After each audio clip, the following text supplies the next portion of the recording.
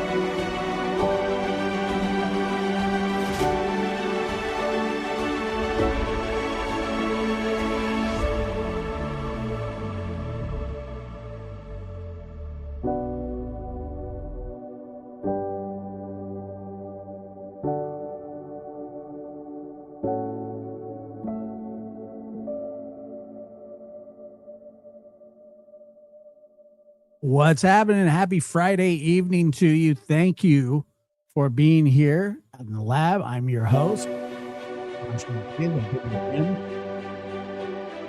be here.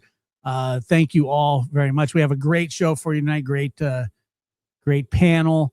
And we'll go ahead and just jump right in, and I'll do the introductions. We got Chris McDonough of the interview room. Thank you so much, Chris, for being here. And I caught the rest of your show today from last night. Great show, as always, John.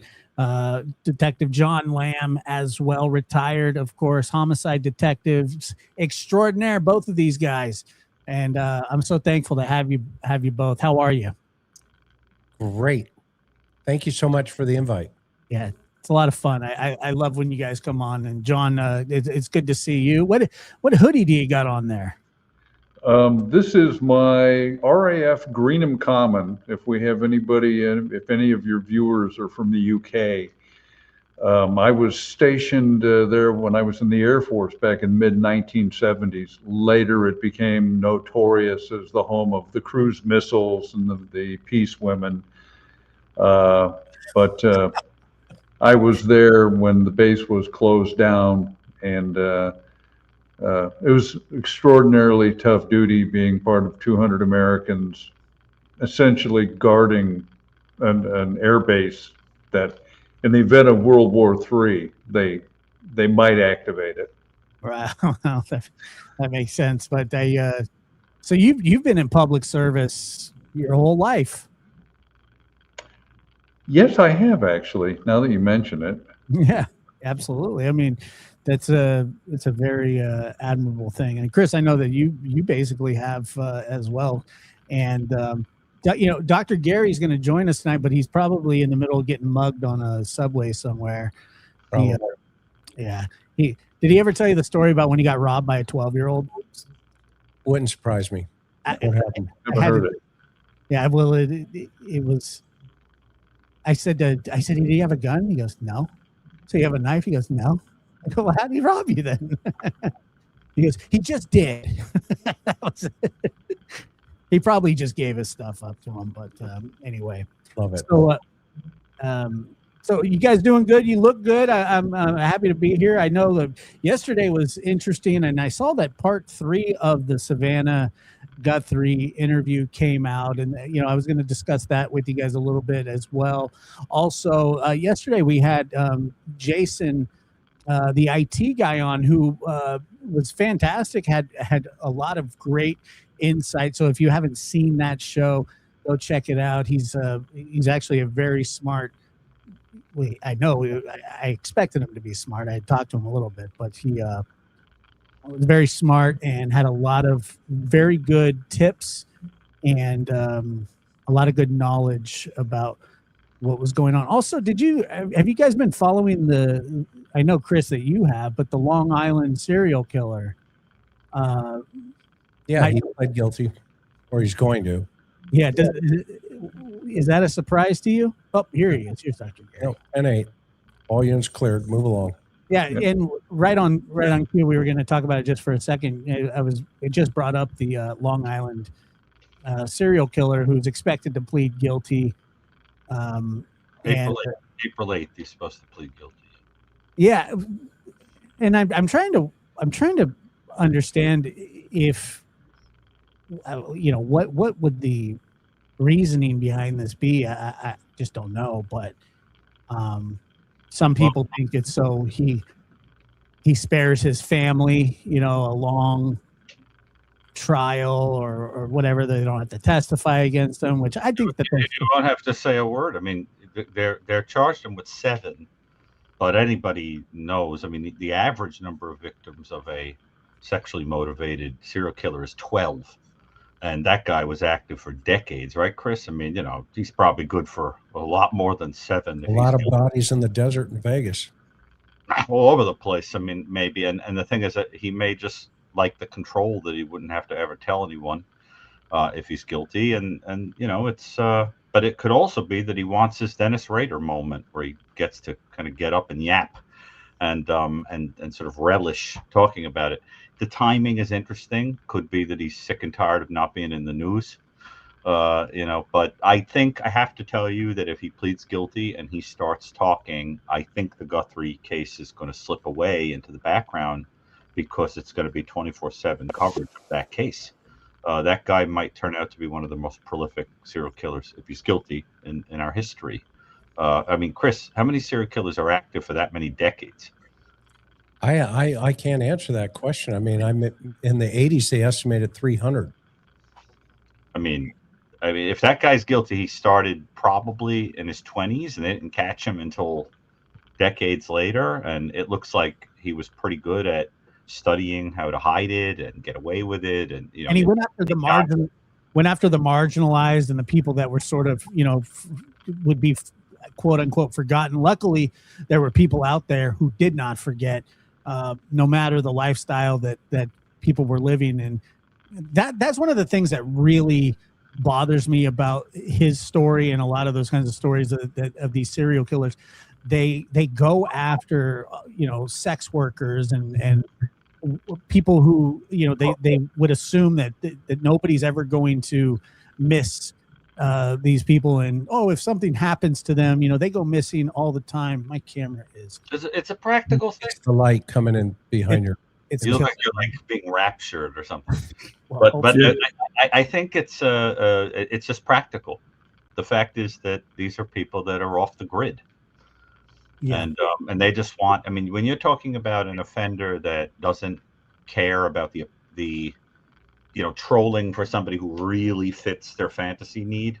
They just want a warm body that happens to be female or a certain size or whatever. And, they'll just go right into town, pick somebody up and do their thing. It's terrible. But you're thinking like a person who humanizes other people. They're thinking of it like a person who just wants a fix. If you've ever dealt with a drug addict, that, they'll take it from anywhere. I saw a guy a couple of days ago take a cigarette off the street that was half smoked and smoke it. What's wrong with that?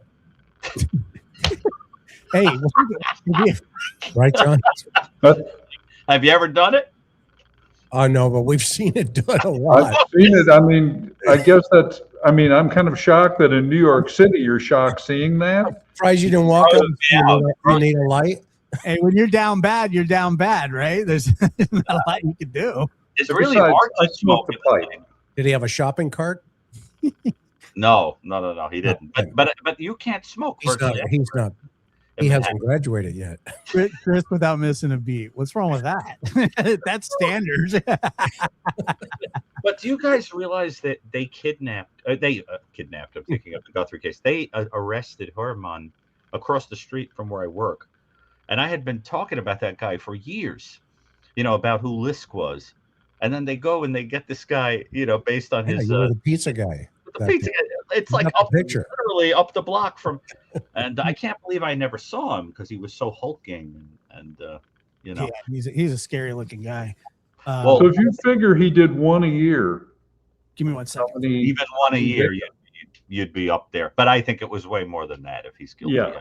I think he had collections. You know, Vernon Gayberth. There's footage of him. You know, he's a homicide detective that was very big in New York. Here, he's in the foundation with me and Chris. Brilliant guy, wrote like the textbook on sexual homicide. You know, everybody sort of laughed at him when he predicted that there were going to be, that whoever Lisk was, that there were going to be these sort of gathering places of bodies that this guy was probably going to. And I think it's true. I mean, they already found that little grouping, right, Chris? I mean, you know, he's probably 100% right. There are probably multiple collections of victims that this guy, you know, knows about and would go visit. And, you know, and I think they're going to be more than one state. I don't know about you, but I think he's in a couple of places. Yeah. Do you think that, Chris? Oh, I think Vegas is going to be a home run. What are you? One of the Pinky Tinky? No, I'm trying what are you doing, Josh? You look like what the heck? Looks like Frankie Avalon. A child show on the weekends. Frankie Avalon's about to croon to you. I see Josh. I'm struggling here. No kidding. But why are there rainbows blasting out of you? Yeah. I keep, you know, when you're like this, I keep expecting you to say, go to the light. Teletubbies, as Mary says. You one of the Teletubbies? I've been working on being a monk, okay? Come on down the hill. I've been working on being a monk. You see, they broke up an assassination attempt here in the city today. Again? They were going to, some guy with a grudge had plotted to assassinate one of the leaders of the pro-Palestine movement by firebombing her house. And that got broken up today.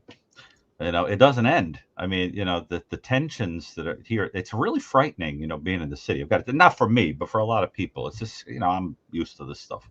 But I think the tensions that are going on. You're not really used to it if you were shocked by a guy smoking a heater that was already. Oh, not that. Nobody smokes in New York anymore, virtually. It's hard to do it. There are laws against. Yeah, between all the crack pipes and the heroin needles. I mean, yeah, let's clarify what they can't smoke. Tobacco bad, crystal meth okay. Well, we have there's like a huge protest tomorrow, the No Kings protest.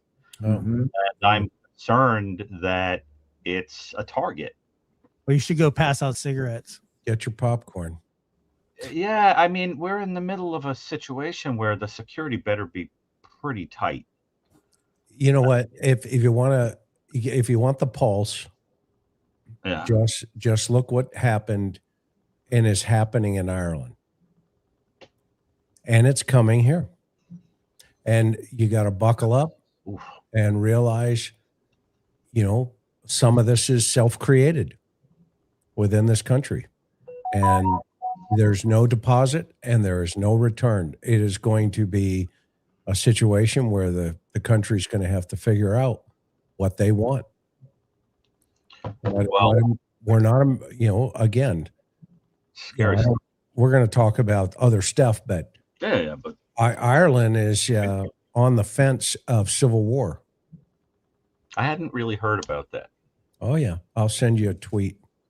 Yeah, a tweet.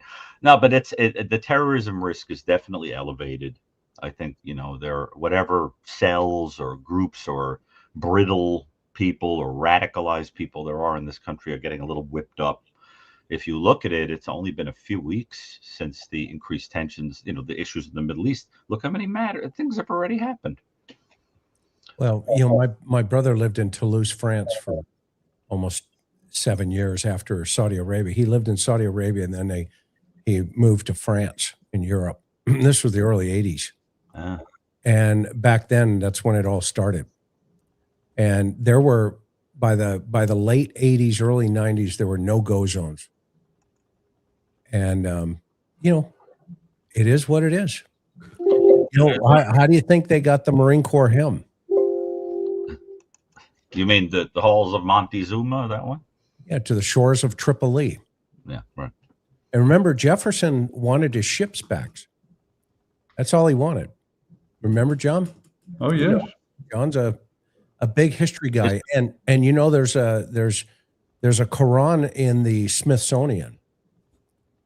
And Jefferson, back when he was, the president, he said, "Get me that book." And he read it cover to cover. And then he got hold of the Navy, and he got hold of the pirates that were holding our trade ships. Oh. And he said, "I want my trade ships." And they said, "No." He said, "Fine." So they went in, and he had some folks kidnap people and hang them from the mast of the ships. And then they sailed into the harbor and said, "I want my ships back." And the people saw these folks hanging off of the mast, and they again said, "No, we're not doing it." So he cut them all down. They cut them all down. He said, "Do it again." And they went back in a second time, and they said, "Here's all your ships." And that's when the Navy really started in this country. In Tripoli. And that book is in the Smithsonian. And it was the book that was recently brought out for members of Congress to be sworn in on. Oh, that's interesting. I think when they swear in Christian politicians, the president, they use Lincoln's Bible, right? I don't know whose Bible it is. It's Lincoln's. Isn't that true, John? I believe so, yes. I know what Chris is talking about with that copy of the Quran. Yeah, most Americans don't know about the Barbary War. Right, the Barbary Code. Right, yeah. That Captain Stephen Decatur, I don't know if he was a Commodore, went into Tripoli Harbor to one of our ships, the USS Philadelphia, I think, or Baltimore. I'm not certain which ship. He went in to burn the ship to deny its use to the Barbary pirates. So this form of activity from that arena of the world has been around for a couple hundred years. Yeah, we've been fighting them since the 13th century. Yeah. Well, actually, let's go back to the Battle of Tours. Yeah, you're right. Right. Well, but I guess the point is that just to drive it home. BC, right, John? The point is that I think you guys with law enforcement experience, you tell me if I'm wrong, but I think the trouble is that the types of people who get activated by this stuff go for soft targets. Isn't that true? Yes. The kinds of, I don't know if local law enforcement, I mean, maybe after 9/11 in New York City they are, but I don't know if they're trained in counterterrorism and how to handle these kinds of things. And most of it is homegrown, people that just drive a car or use a knife or use an explosive. In the mass murder database, at Columbia, we separated out organized crime and gang activity and terrorism. But of course, we looked at it, and it looks like they favor those kinds of weapons rather than guns. So you could just take something from home or make a bomb or, but I guess you guys have been worried about it too, huh? John, when did I first start talking about it with you? John's known me for about 40 years. Oh, well, you've been, ever since I've met you, Chris, you've been talking about it. We began talking about it in 2004. And these were extensive talks, and we've both been pretty much on target. But Josh, would you like your show back? No, that's why you guys are here. No, we've been talking about it for a while, and I'm afraid that your concern is real, Gary. You get a mob together, and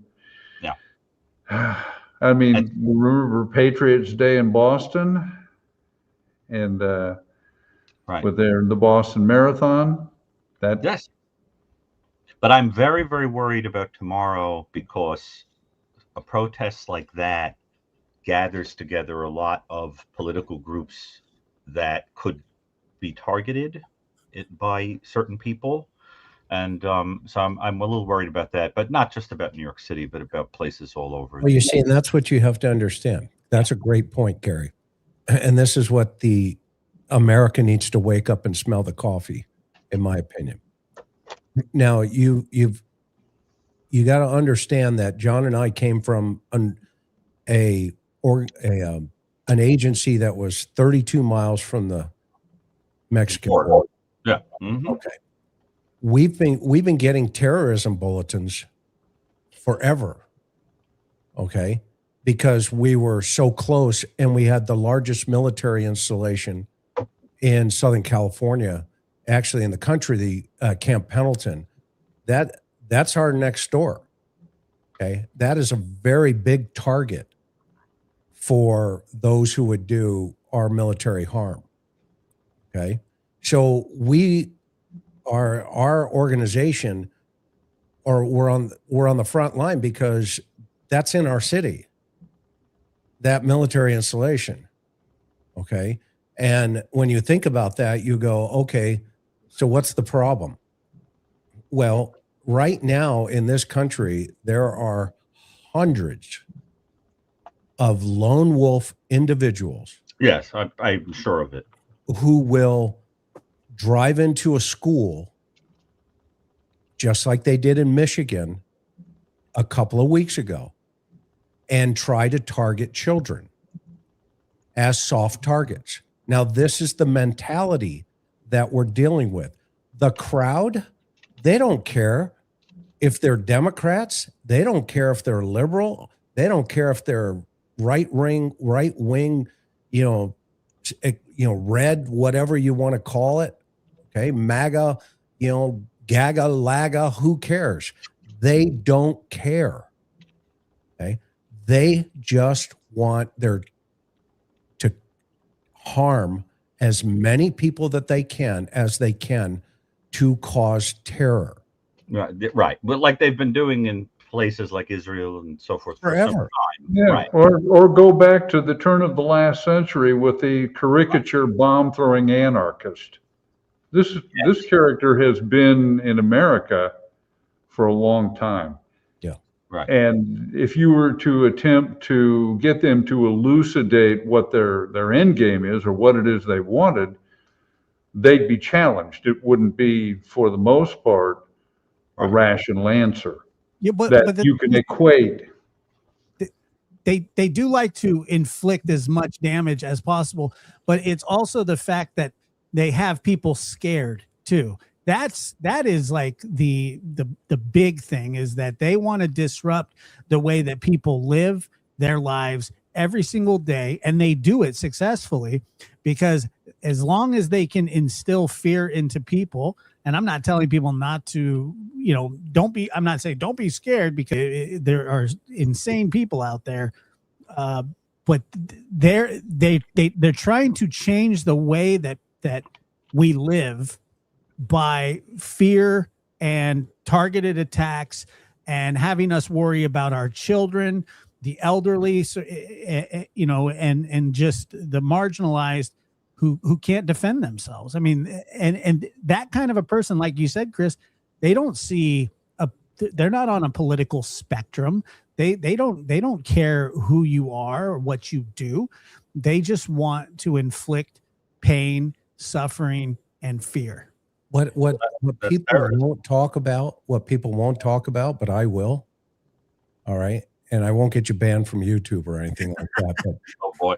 I'm never afraid, and John knows me like a book. And my wife, my family, everybody knows me with, I'm not afraid to give an opinion. All right? Yeah, I can attest to that. Now, if it's right or wrong, I don't know what the audience, how the audience takes it. However, this is a religious dilemma, is what's going on in this problem here. If you think about the totality of what's going on here, okay? If you look at the Dome of the Rock in Israel, that is the holiest of holy sites in Judaism. It is also the rock that Muhammad, when he had a vision, he ascended to heaven from the seventh heaven on a horse. Guess where he did it from? right there at the Dome of the Rock. And that's at the why, site of the original temple. right. And that's why you have the Western Wall at the bottom and you have a mosque at the top. Okay. They have been fighting over that property since 600 BC. Okay. Now do the math here for a moment. This isn't about what they're going to call, this state or that state. No. Okay. Israel became a state in 1948. Okay. And there was no other place. There was no name for it. The Philistines, okay, fought the Jews. Okay. Israel and Judah. Remember, Israel was divided in two in the Bible. If you look at the Old Testament and you just read it. Okay. And now when you start thinking about what happened here and what is happening here in the world today, there is one goal.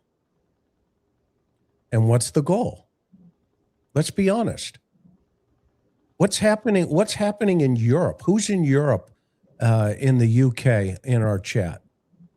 Tell the world what's happening in the UK to women. In Switzerland, SA is at its highest points it's ever been in the world. Ever. Okay? 261s are happening all day long. All day long. Okay? Gary, in your city in the last 4 months, they're praying in Times Square. Have you ever seen a congregation of Buddhists take over Times Square? Ever? No, I have to say I haven't seen any public prayer there, but are you saying you've seen on the news that there have been gatherings? Oh, it's all over. Just look it up. Interesting. Look it up. It's happening everywhere. I mean, we cannot keep our heads in the sand and say, well, that didn't really, affect anything. When you have a guy a couple of weeks ago drive into the largest Jewish temple in the United States in Michigan. And where did he go? He drove into the nursery. This is a wake-up call for America. This is a wake-up call. The 13 people that were killed in San Bernardino, their boss is a very close friend of mine. Okay. And those two individuals sat in a meeting and pulled out AK-47s and slaughtered 13 employees for the county of San Bernardino. Think about that. That was what? How many years ago? 15 years ago? 10, 15, John? Gary? Yeah, that sounds about right. Okay. Well, my friend's name is Mary Jane. And she called me up because I'm very close with her and her husband. And she goes, I can't believe they're all gone. She was their boss and she wasn't at that meeting. I had another friend, okay, who had a prompting not to get on flight 11 from Boston. His dad called his mom, who's a flight attendant, and they were traveling together and they were going to get space available on flight 11 that flew in 9/11 and crashed from Boston. His name is Dan. Okay. Now, what's the common denominator here? But to be clear, you're talking about radicalized, kind of politically motivated Islam, right? Is the common denominator? Not, in other words, not a garden variety peaceful person who happens to be Muslim. You mean radicalized, politically heated, not really interested in God, but using that as a cudgel against people. What's the definition? What's the definition of radicalization?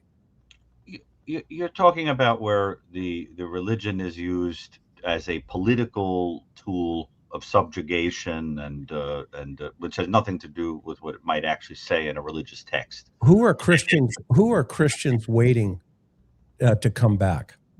Christians, we wait for the return of Christ, the second coming. And who are the Jews waiting for? For the Messiah to come in the first place. And who are Muslims waiting for? Well, believe it or not, they think Jesus comes. No, the Mahdi. Yes, but it's in there. They actually believe that. Okay, but everybody's waiting for somebody, right? Oh, yeah, that's true. Okay.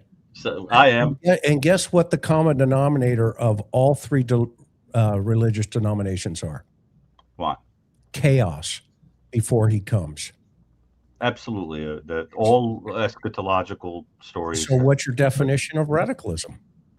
Yeah, well, there's radicalism in all faiths. It's just that there are even people who get crazy, cultish ideas about Christianity and crazy cultish ideas about all faiths. Right. Those are one-offs within each group. Yeah. That's what I'm saying. Yeah. Okay. Like a kind of nihilism. There are, factions of each group, each problem. Okay. Definitely. No doubt about it.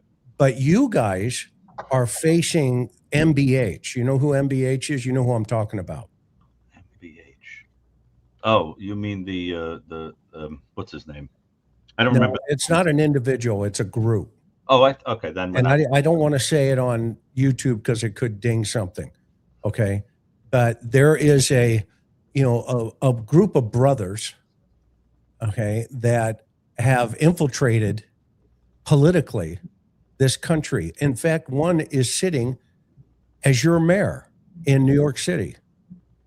And the other is the attorney general in Minnesota. His last name is Ellison. Okay. And I know for a fact I can connect all those dots for anybody that would like to do it offline. Okay. And John knows me. I've been studying this game for a very long time, and we are here. It's here. And, here you are, a clinical psychologist saying you're worried about tomorrow. That's all people have to think about. But I'd be lying if I said that I don't think we need increased security at an event like that. But how many times have you and I and Josh and John and others, how many times offline have we had this conversation? And I said, what did I say was going to happen? Well, Josh, you remember?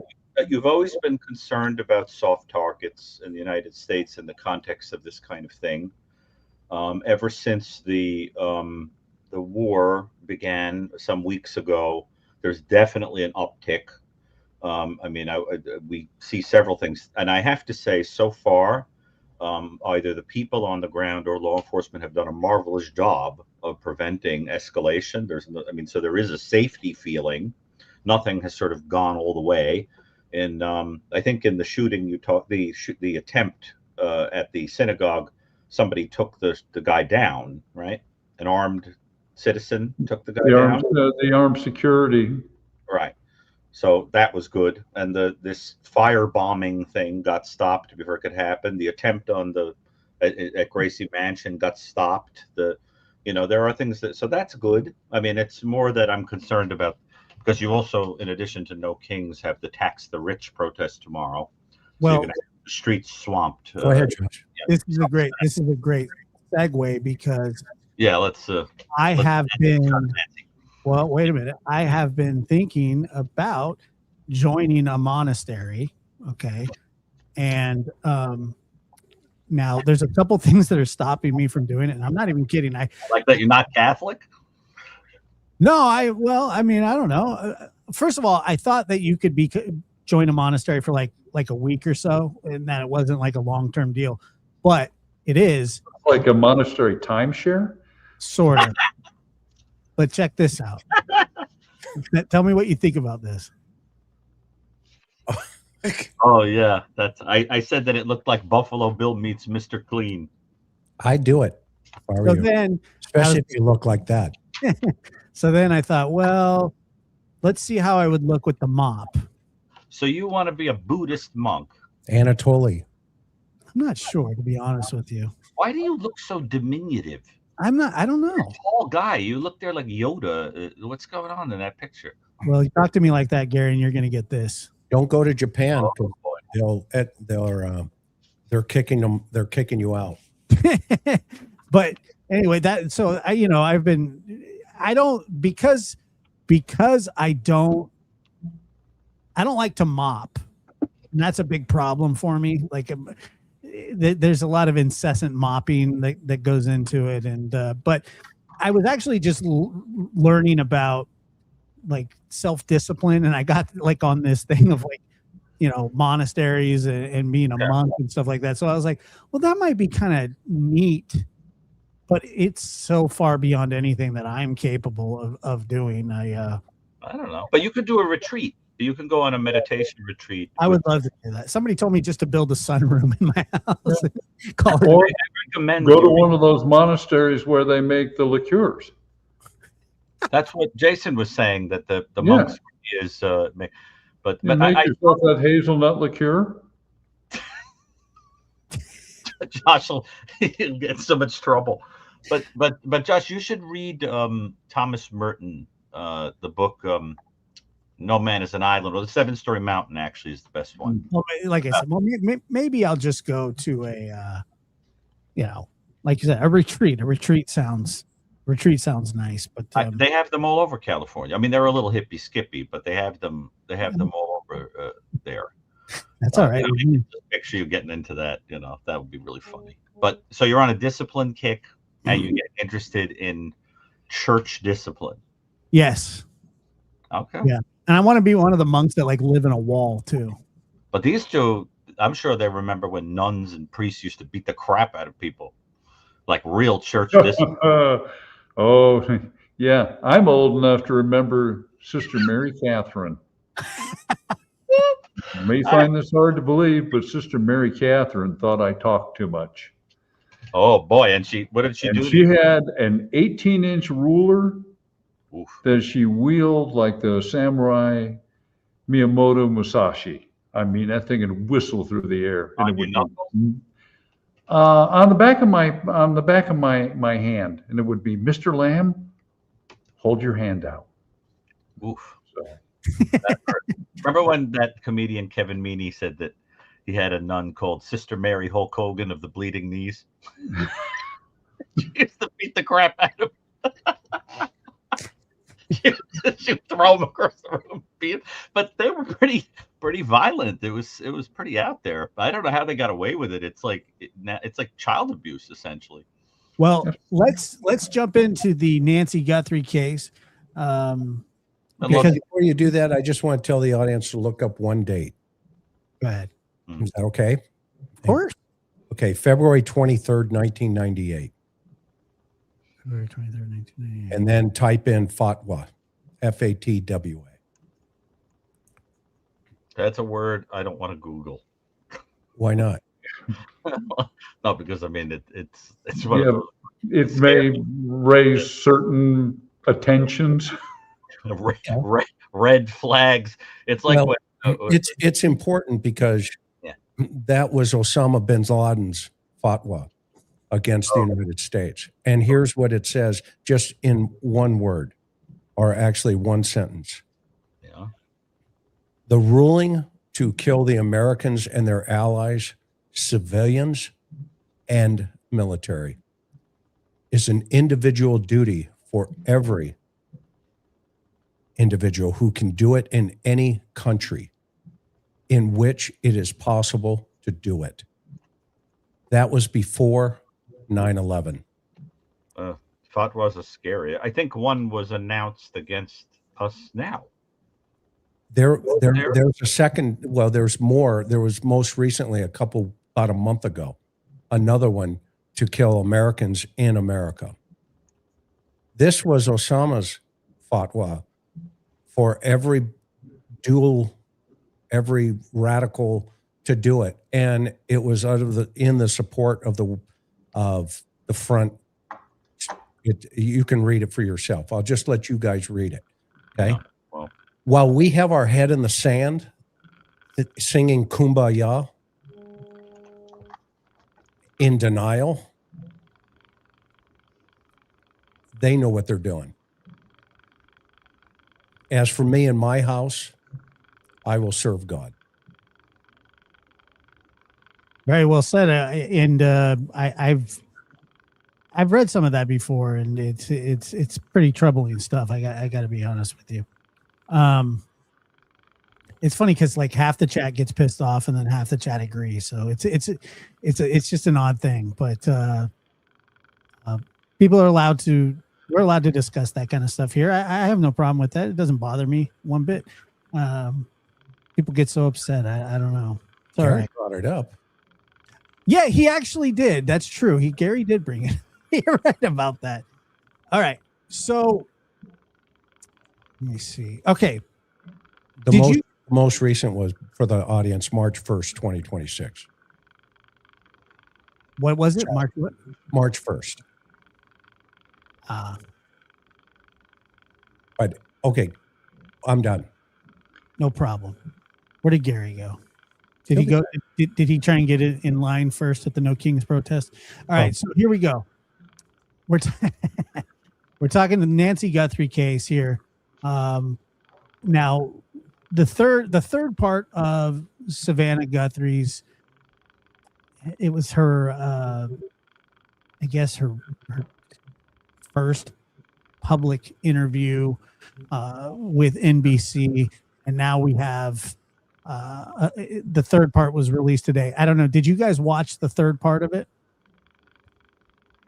I did not see it. So there are two parts, and yesterday, I believe there was part 1 and part 2, and then there was a third part today. And I was kind of wondering what you guys thought of it, and if there were, because I didn't feel like. It didn't really shed any light on the investigation to me personally. It shed some light on who Nancy was as a mother and a grandmother, things like that. I got a lot of that out of it. I was just kind of curious, like about the sort of the timing of it. I guess I kind of didn't really understand. I don't know. And now there are people coming out and saying that that it could hurt the investigation. I mean, is that possible at all? Which part, Josh? What do you mean? Her giving that interview and talking about how she believes the ransom notes are real, the 2 ransom notes that she responded to, and that some of them she didn't feel were real, but she does feel that the 2 ransom notes that they responded to are real. That she believed that. Did you see that part? Yeah.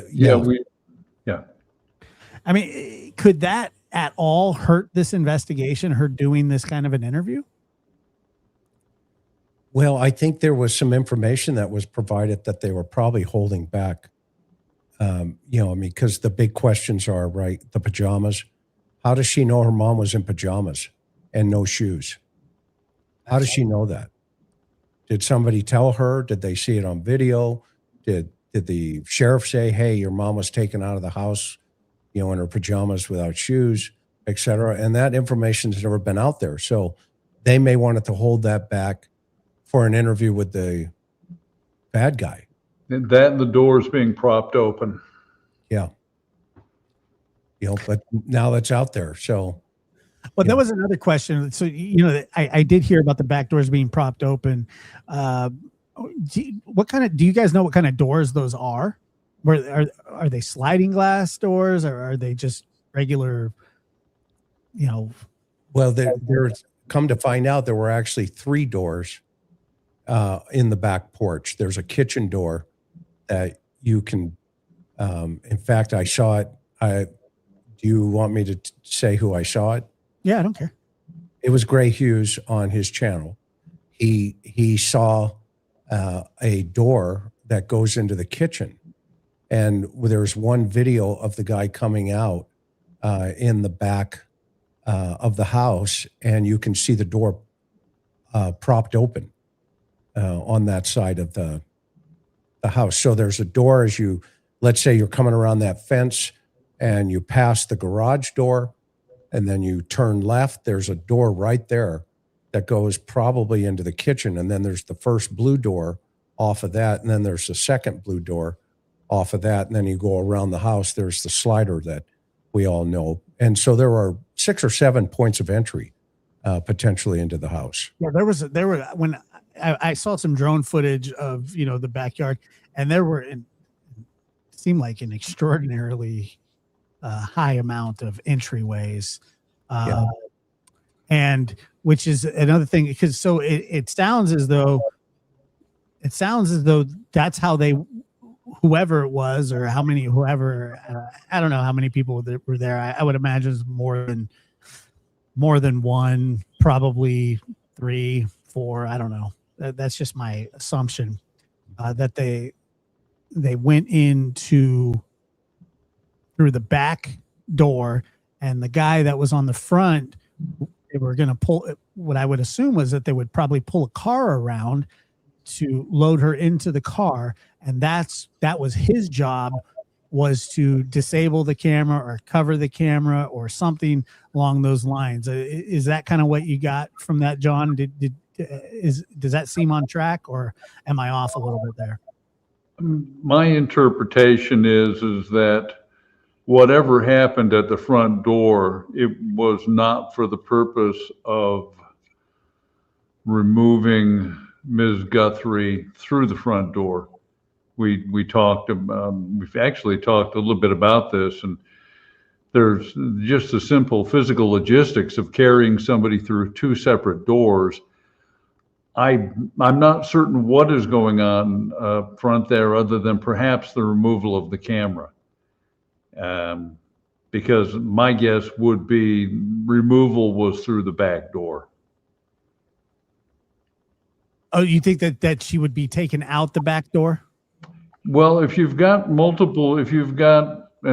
we're basing this on essentially secondhand information. Sure.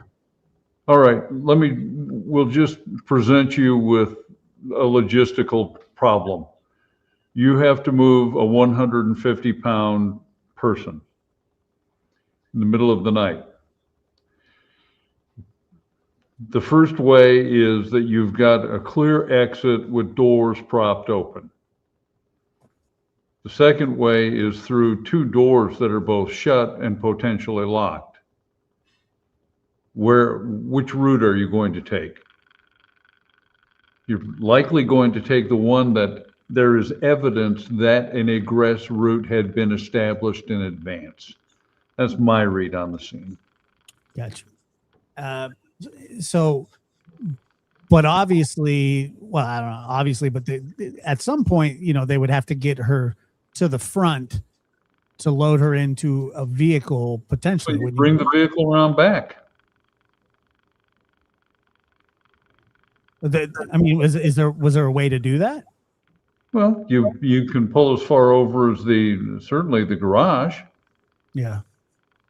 Right, Just stop to think about wrestling with a heavy metal security door and the front door when you're carrying somebody. Even if there are 2 people there, and then the doors end up being locked afterwards. But the blood droplets on the front porch. Mm-hmm. That I don't understand. If they were going to take her out the back, how would those end up on the front porch? Right. Well, the other thing that's strange, I found strange. I was curious what you guys thought, was if I came home and my mom was missing and the door was propped open, I don't know if my first thought would be the paramedics did that.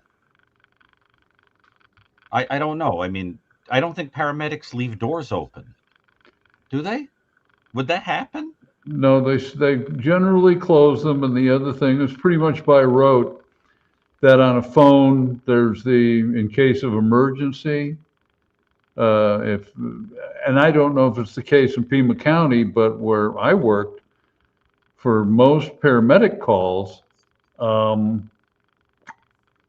officers are assigned to respond just in case what they're, for something like this, if it was an injury or something, you would still send an officer to ensure that it is exactly what they're saying it is. And the first question the paramedic's going to say, as they're loading her into the ambulance, getting her consent to go to the hospital, okay, is, Mrs. Guthrie, is there anybody we should call? Because it's on the form. Remember every time the paramedic gets there, and unless you're unconscious, they say, do you want to go to the hospital? And you say, yes, I would like to get in the ambulance, or yeah, can you send me, via helicopter? Okay. And then the paramedic says, no problem, sign this form, because somebody's going to get an ambulance bill. Okay. And the paramedics, first thing the insurance company is going to say is, we'd like to get a copy of that paramedic report and make sure that, yada, yada. Okay. And so the fact that that was the first thought process, that goes into the that's weird column for me. That doesn't line up. And then let's look at, a couple of the other things here. Let's talk about the front door. I was looking at those photos again on the blood, and it occurred to me, did she use a cane?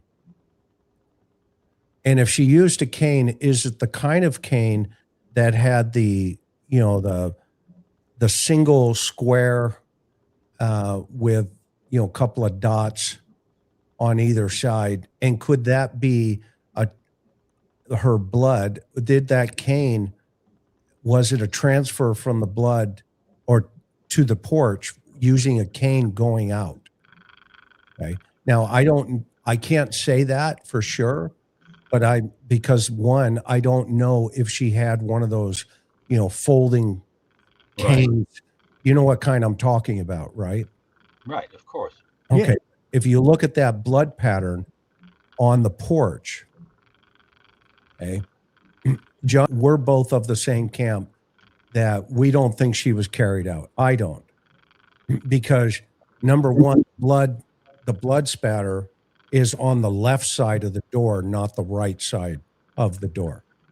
So if the suspect is strong hand right, that's where his gun is, to reach down, strong hand, pull his gun out, he's certainly not going to use weak hand, his left hand. So that means he's going to put her over his right shoulder. Typically, like John said, you're going to have a 150-pound bag of concrete now that you got to manipulate to get it out of the house. And now you got the first problem, the first barrier to getting her out of the house. That first barrier is that first interior wooden door. It's a big door. And then the second barrier now, while managing this woman over your right shoulder, is that security door that in our jurisdictions in LA and stuff, they put a big hook on it and they tear those things off of the house and they say, search warrant, we're looking for dope. Okay. And so that kind of security door is there for a reason. So now, if the suspect has her on her right shoulder, he's got to get through those two doors. And as he's going out, that means he's got to go all the way over to the left to get that droplet straight down like that. Okay? And he's got to use his weak hand because the door comes in, interior door. He's got to use his left hand to pull it in and his left hand to push it out because the exterior door swings left to right. So if we have to say, okay, then he must have had her on the left side. Well, that guy on the porch, and John and I talked about it last night, the guy on the porch has a lean to the left. So would it be natural for him to say, you know what, I'll just throw over my left shoulder? Okay. No, I don't think she was carried out of that house. My personal opinion, I think she was escorted out of that house. They had to stabilize her. I think she stumbled on the porch, and that's where you kind of get this mixed, 90 degrees straight down blood. It could have come from the nose, could have come from, her arm. I've heard people say that's a lot of blood. I don't think that's a lot of blood. No, that's not a lot of blood. No. In head wounds, face wounds, you're going to have a lot more blood than just what you're seeing on the porch. Now, could it be on the interior, on the inside? Possibly. We're hearing things that it's closer to the threshold now, and all this other, stuff that we're hearing. Okay. And so it's this idea that says, okay, then is she using a stabilizer of some sort? And that's why I'd like to find out if there is a cane in this situation anywhere with mom. Well, I thought that she did use a cane. I don't, obviously, who knows what she was using when this happened, if she was using anything, but I believe that she did use a cane. And can somebody verify that? Or do we have a picture? Do we, in the past, that we saw her using a cane? Because that one anomaly, that one weird dot, could be maybe from the bottom of a cane, not the round cane, not that kind. I'm talking about the wider ones. Okay, it could be from a shoe transfer of some sort, but now we know she's not wearing shoes. Okay, so that's kind of weird that you would have that kind of blood pattern out there and not additional transfer, because typically if you're bleeding like that, that blood's going onto your pajamas and your shoes or your feet. Here we go. Hold on, Chris. I got something. Okay. Yeah, a quad cane. Thank you, Babs. Would be the type of cane that I would be. John, what say you? What's your thought process on this one? Oh, there you go. Wow, where'd you find that? It's the photo of her with at the Today Show. Do we have the bottom of that? Let me look. And look at her left. Put it in the private chat. Click the private chat link and you'll see the image. Got it.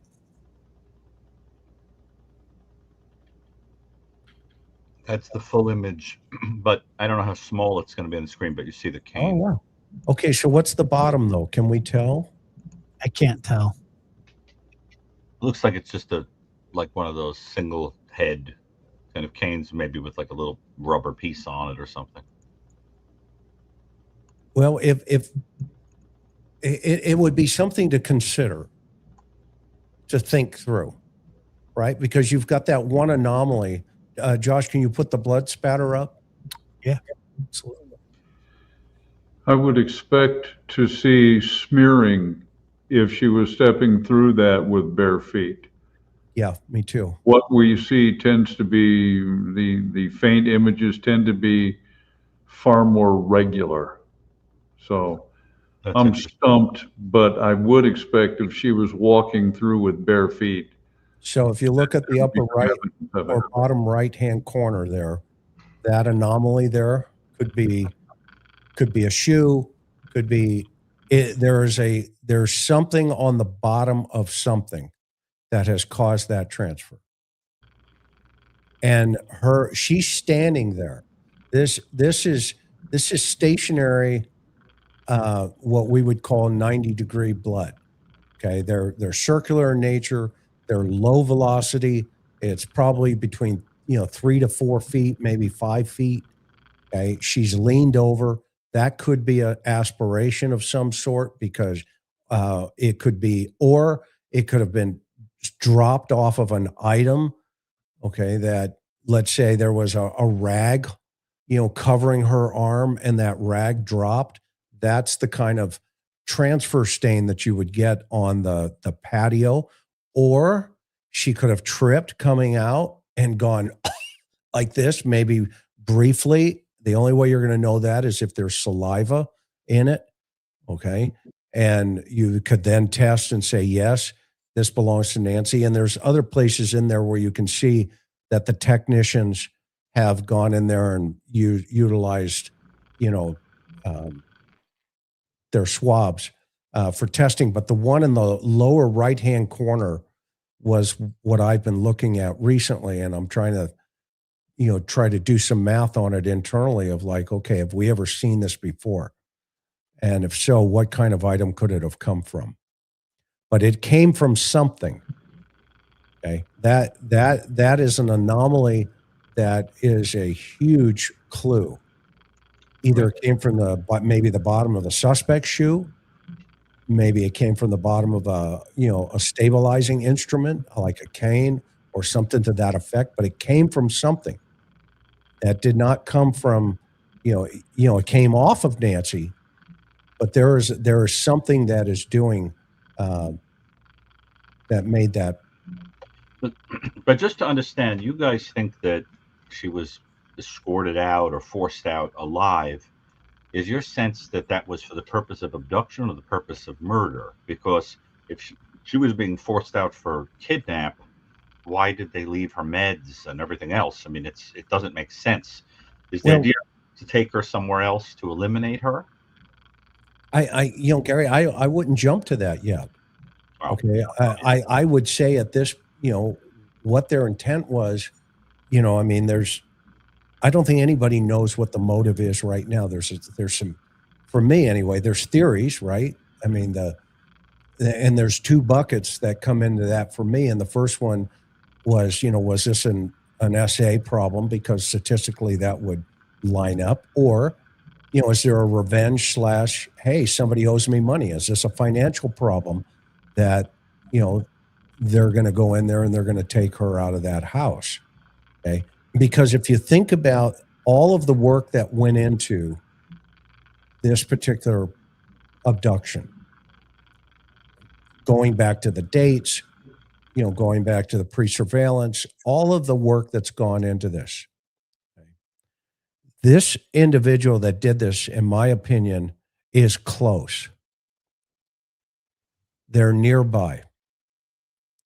They had all the time, all the dates that showed up that even the FBI and everybody is looking for right now are all on the weekends. And John and we talked about it last night, and I said, I wonder if this guy works during the week. Remember we talked about it, Johnny? Okay. And so the question, figure out the meaning, the why that date, right? Why February 1? Yeah. John, the date has significance. John, do you have an animal snoring next to you? I can check on my golden retriever. Why, are you getting something? It's not. Is there a fan going? I either hear snoring or a fan. No, Okay. no. I'll check on my golden. I'll be back in a second. Is that me, Josh? Hold on. Now, when I mute John, it goes away.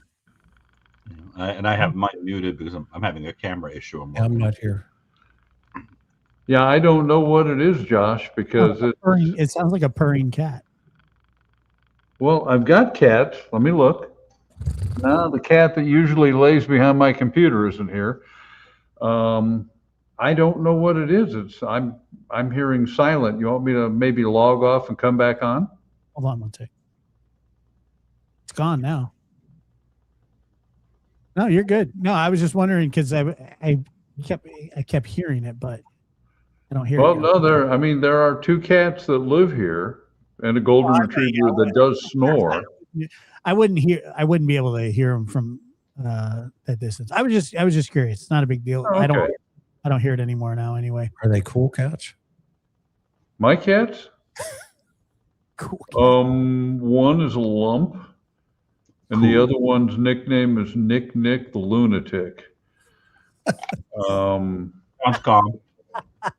Why does that not surprise me? Yeah. I can tell you, I have stood over many deceased people with John right next to me. Oh, Lord. And he would just throw out the funniest things. And it was like, man, I wish I had that sense of humor. I'd be smoking my pipe. Yes, your pipe. And I am going to have to answer someday for some of the things I said at some of these scenes.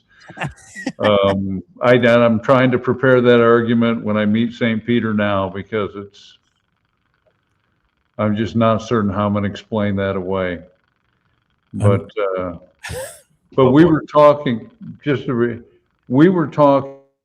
about the dates are significant.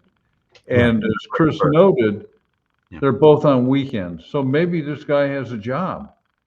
Maybe because, the January 11th and then February 1st, I would wonder, do we know anything about whether Nancy had any appointments later in February? Why the first of the month? Now, there are the natural conclusions, well, Social Security payments post or whatever. But I'm just wondering why we have evidence that there was a reconnaissance on January 11th, yet 19 days go by before they actually do the deed. What happened in the interim? What was going on? And I understand these questions are purely speculative, but I think the dates have something to do with it. Did they wait till the full moon?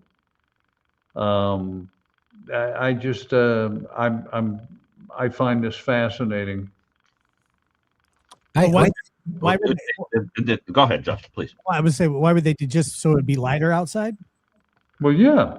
If you've got a full moon, and I don't know how much time you've spent outside, there are crooks who will operate on full moons. We would see that. We had hot prowl burglars. If you've ever been out, like when it's a full moon and a clear night, yeah, you can operate much more easily. I sent you a text, Josh. Pull that picture up.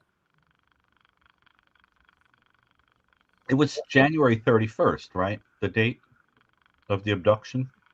Yes. Yeah. But I agree. The eve of the new month is interesting. And it makes you wonder if they had some reason to know where she was going to be, that she'd be in a place where, she'd be there a while, that goes back to what we've all been talking about, is this person, whoever did this, did not come from, I'm telling you, he's in the South Tucson area somewhere. Probably. And if we really study what even the latest Savannah messaging from the news station in Tucson, they didn't put that on national news. They put it on KVOA in Tucson. There's a reason for that. And that reasoning is that suspect is so comfortable coming back into the neighborhood. This guy there's that mark that I was talking about there on the bottom. So where it looks a little smudged or something? Yeah, it's right in the middle of the screen. At least it is in my screen. My thought, right, and it looks like there's two circular, 90-degree on either side of it. But you can tell that's it came from an item of some sort. And if we look at and I mentioned this weeks ago about the blood over the top, or the debris over the top of the blood. My thinking was, that it could have been wind. He could have kicked it, and if it had gone over to the left where the bushes were, he could have, all of that is a what if. But that mark down there came from an item. The other stuff came from, she's standing there. But if you look how the smaller droplets are, okay, that's typical. There's what they call satellite blood. where it's blood on dropping within blood.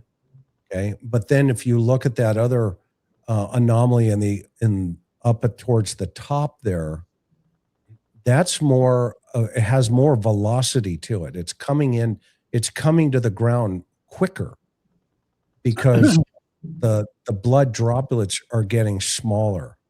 Did I lose you guys? Oh, sorry. No. I was just thinking that I have boots that make. Oh, I have boots that make circular marks like that when I walk through a puddle or something. Can we see the footwear of the door guy? What is the door guy no, wearing? you can't. No. We can't tell what kind of footwear it is. Oh, you can tell what he's maybe, but I don't know. But the feds have probably figured it out. Yeah, I mean, you know what I mean? The boots sometimes in the sole have an indentation that can leave a circular or square or whatever marking, but this doesn't look like that to you. This looks more like a It could be the bottom of a shoe, like I said, or it could be from a stabilizing instrument, maybe a cane, or I don't know. But I'm just saying it came from something. Oh, yeah, I agree. Yeah, I know Michael Baden said that it looked like blood that came from. I think he said a mouth or a face. Well, the top part of that is from, we don't know where. Could have even come from her arm. All she has to do is hold her arm like that, and you're going to get a blood stain like that. Like a drip. I don't remember. It's straight. What about the spray? I mean, there's a spray. That's what is in discussion here. So let's say she has some type of rag or something put over her arm, okay, to prevent the bleeding. Okay. Or let's say the suspect, whatever, injures her that causes a nosebleed, causes the mouth to bleed, the face or whatever. Okay. Head wounds and facial wounds, you're going to see a lot of blood. Yes, that's true. On that porch. Okay. So this is passive blood. This is what this is. It's a passive bleed. Okay. What if she had something over her arms, or, she's holding something close to her mouth? Let's say she got hit in the mouth and the suspect said, "Oh crap. Okay. Now she's bleeding. Let me get a rag," and puts the rag here. Okay. Now she's got a cane and she's holding a rag and she's trying to get out of this house and she drops the rag. Boom. You're going to get that kind of stain. You notice that the circular potentially are on top of that potential stain. Do you have the other picture? You get a better picture of it. Yeah, sure do. So that means the first one came first, the aspiration. And then the others are on top of it. And that's where you're getting the satellite. So she's bleeding on top of that. So let's say, let's use one theory of she's carrying something, it drops, boom, you get the satellite like that, very misty kind of looking stuff. And then she's still bleeding while standing there. Okay. And the suspect steps towards her. Let's say that's a tennis shoe, and he picks up whatever dropped. Now you're still going to get that bleeding coming down on top. And that's why, if that is a shoe print, it's facing towards the house. It's not facing away from the house unless he's moving away as well. But you see the two droplets around the larger one at the bottom. Okay.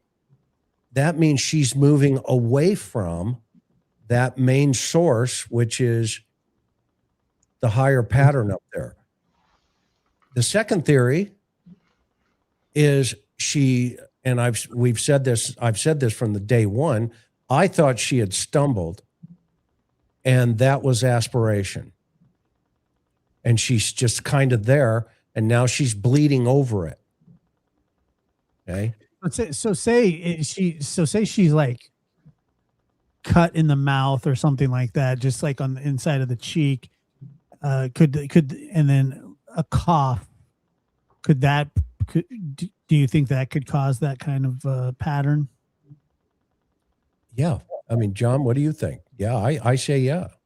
Yeah, my thought has been from the outset that the finer spray was aspirated, a sneeze, a cough, Yeah. and then whatever happened afterwards with the stationary depositing of the blood drops. I think it's aspiration, and something happened right there. And I think that probably there was the aspiration, and then there was something that she was either going to lose her balance because they stopped there for a moment. Right. And then we now get larger droplets falling stationary. So Yeah, so she's moving away from the house, or somebody has created an illusion that she's been brought through the front door and moving away from the house. and that's another possibility, that this is staging. So how I mean, how would one go about staging blood like this? I mean, If you injured her in the house, you have access to all the blood you want. Okay. And if you take a rag, for an example, like the example we were just talking about, and you soaked it in her blood, you just walk out on the porch and you drop it. And then you can pick it up and you can squeeze it. Or you can fling it. Or you can, you can fling it. You can get 90-degree like that all day long, or the item that you used. Let's say he hit her with a gun and he's got, probably not, because you would have a lot more problems here. But, there's a lot of ways that these individuals are very creative on how they can make something, fall into place for what they're doing. I mean, if we look at the totality of this whole thing, okay, and we just take in the fact that all the significant dates are on the weekends. So let's hypothesize that this guy works during the week. All right. So then he's got to come back into the neighborhood on the weekends,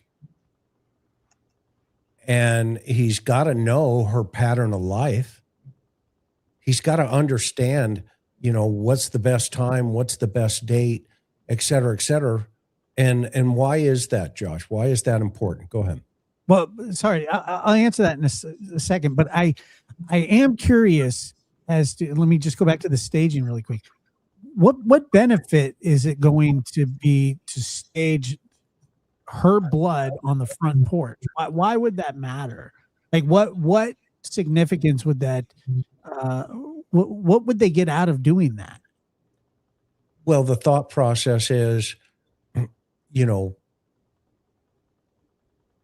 we thought she was taken by the paramedics.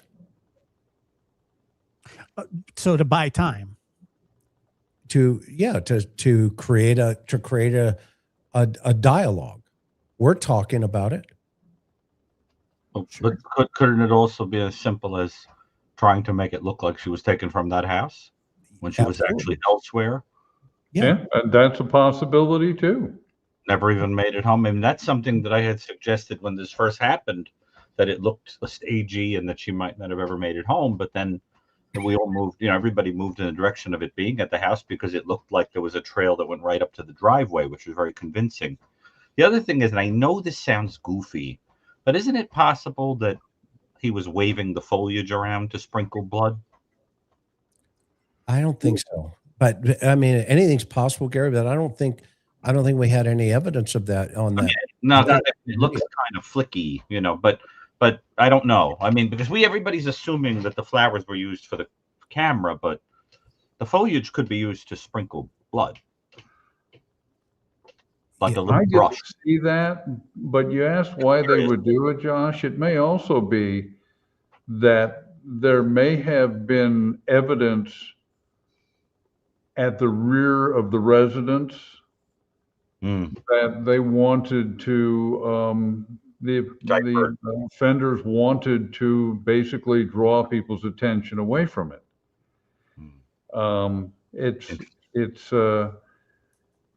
but whatever was done there, staging is a definite possibility. Yeah. And if we just take that as, investigations 101, you take each one of these little pieces. Yeah. And right now, all we have is the corner pieces on the puzzle on the table. We've got blood there, left corner, and I'm just using this as a example. You got the back doors now propped open, right corner. You've got mom in her pajamas and no shoes, bottom right corner. You've got the pattern of life of what time she was dropped off. You've got a timeline in that left-hand corner. Now the question is, how do we fill in the middle? How do we, without, going off into left field, that's the middle is all about the top part of the puzzle is all about Nancy. The bottom part of the puzzle is all about the suspect. Okay. Unfortunately, the other anomaly in this problem has been the sheriff, and he's kind of distracted away from really trying to put the puzzle together. Okay.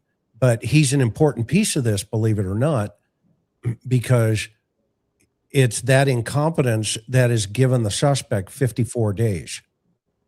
Well, Chris, you know what he has to say about that, right? Haters are going to hate. Did you? Haters are going to hate. Yeah, exactly. But trust me, I don't have a lot of fans. You're going to have the haters, right? Haters are going to hate. You're going to have the haters, man. You're going to have them. I love them. But can I ask you guys a question though before we move? Sure. When I was watching that video, one thing that jumped out at me that I found very interesting was the idea that immediately Savannah's brother knew that it was an abduction for ransom. Right. Now, did that strike you guys as odd? I mean, based on what was on the ground, I mean, that's a pretty specific interpretation. I was confused how somebody who wasn't even present would draw that conclusion. So it makes me think there was a reason why their minds would go to that very particular thing, like mom might make a specific. Why else would somebody take her? Well, I don't know. I mean, why was the assumption not that she was dead or that she was, taken off for sexual assault or something else? It's so specific. I mean, I don't mean that to cast any kind of a spread. It's not what I mean. I just mean that that's a pretty damn good rapid fire. Don't know, Gary, we don't know how the information was presented to him, transmitted verbally.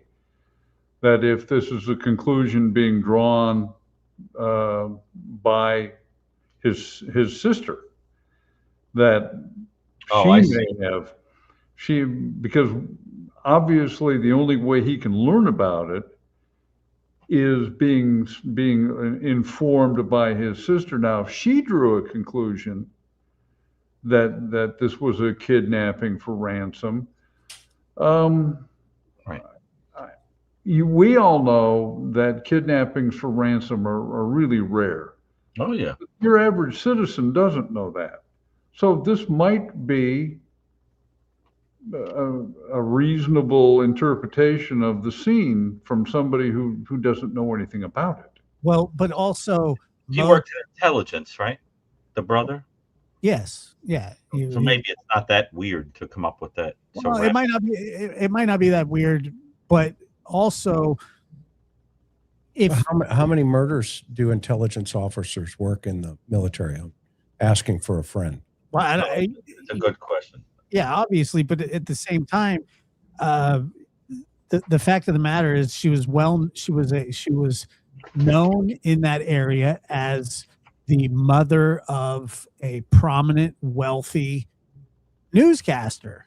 And what other reason would somebody just take her out of the house? Now, if they found her inside dead, then you would go, why would somebody kill her? But she's not there. She's gone. So then you go, well, why would somebody take her? Well, for money. I don't think it would be that. But the initial impression that Annie and Tommaso had was that she's probably in a hospital somewhere, that it's a medical thing. And then, so it's interesting that I'm not saying that he had any knowledge. I mean, that's not what I mean. I just thought it was interesting that based on those facts, to go right to that is interesting to me. I just think it's intriguing. Yeah.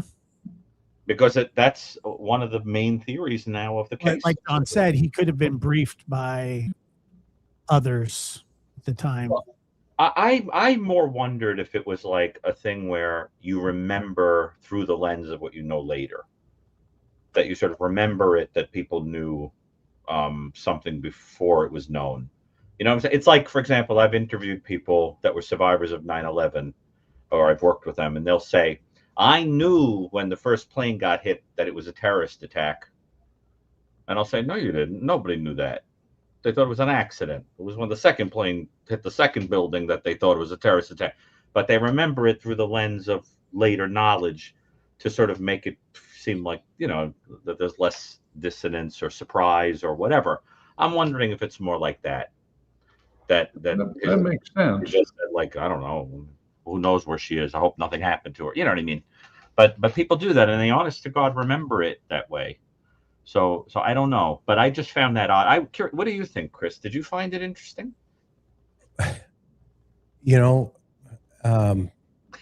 Chris is so funny. I know a lot of heart surgeons, and they've done a lot of surgery, and they must have left them a sponge inside of someone.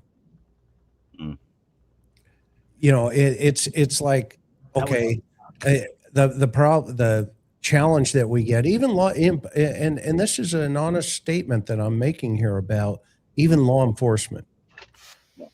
The problem with even cops, sometimes they get this, they diagnose, or they write the prescription before they diagnose what the problem is. Again, you're talking about the brother because the sister said, well, he was in military intelligence and he knew. Okay. Well, did you know, Gary? You've been studying. Still don't know. How many years of data do you have? On mass murder, 119. He also has a list of movies that he wants to watch. And well, I'm going to answer your question. Okay. And how many 84-year-old women kidnap victims for ransom have you ever heard of? Oh, it's virtually non-existent. There's also that they be sexually assaulted. There are some data, but also very rare. But a family member knew.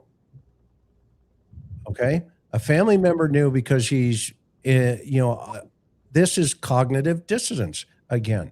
The reason he knew is because he was in the military and he was a fighter pilot. So he knew that. And the moment I called him, he said, well, sweetie, I hate to tell you this. It could be because of you.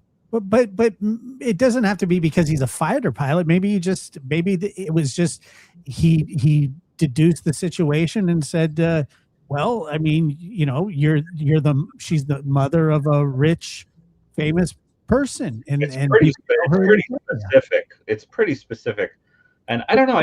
I didn't have the ring of what somebody. Did that conversation come off of the? But she's not there. Paramedics, or which one came first? But what I'm saying is she's not there. If she was there in the house dead, then you would go, why did somebody kill her? She's gone.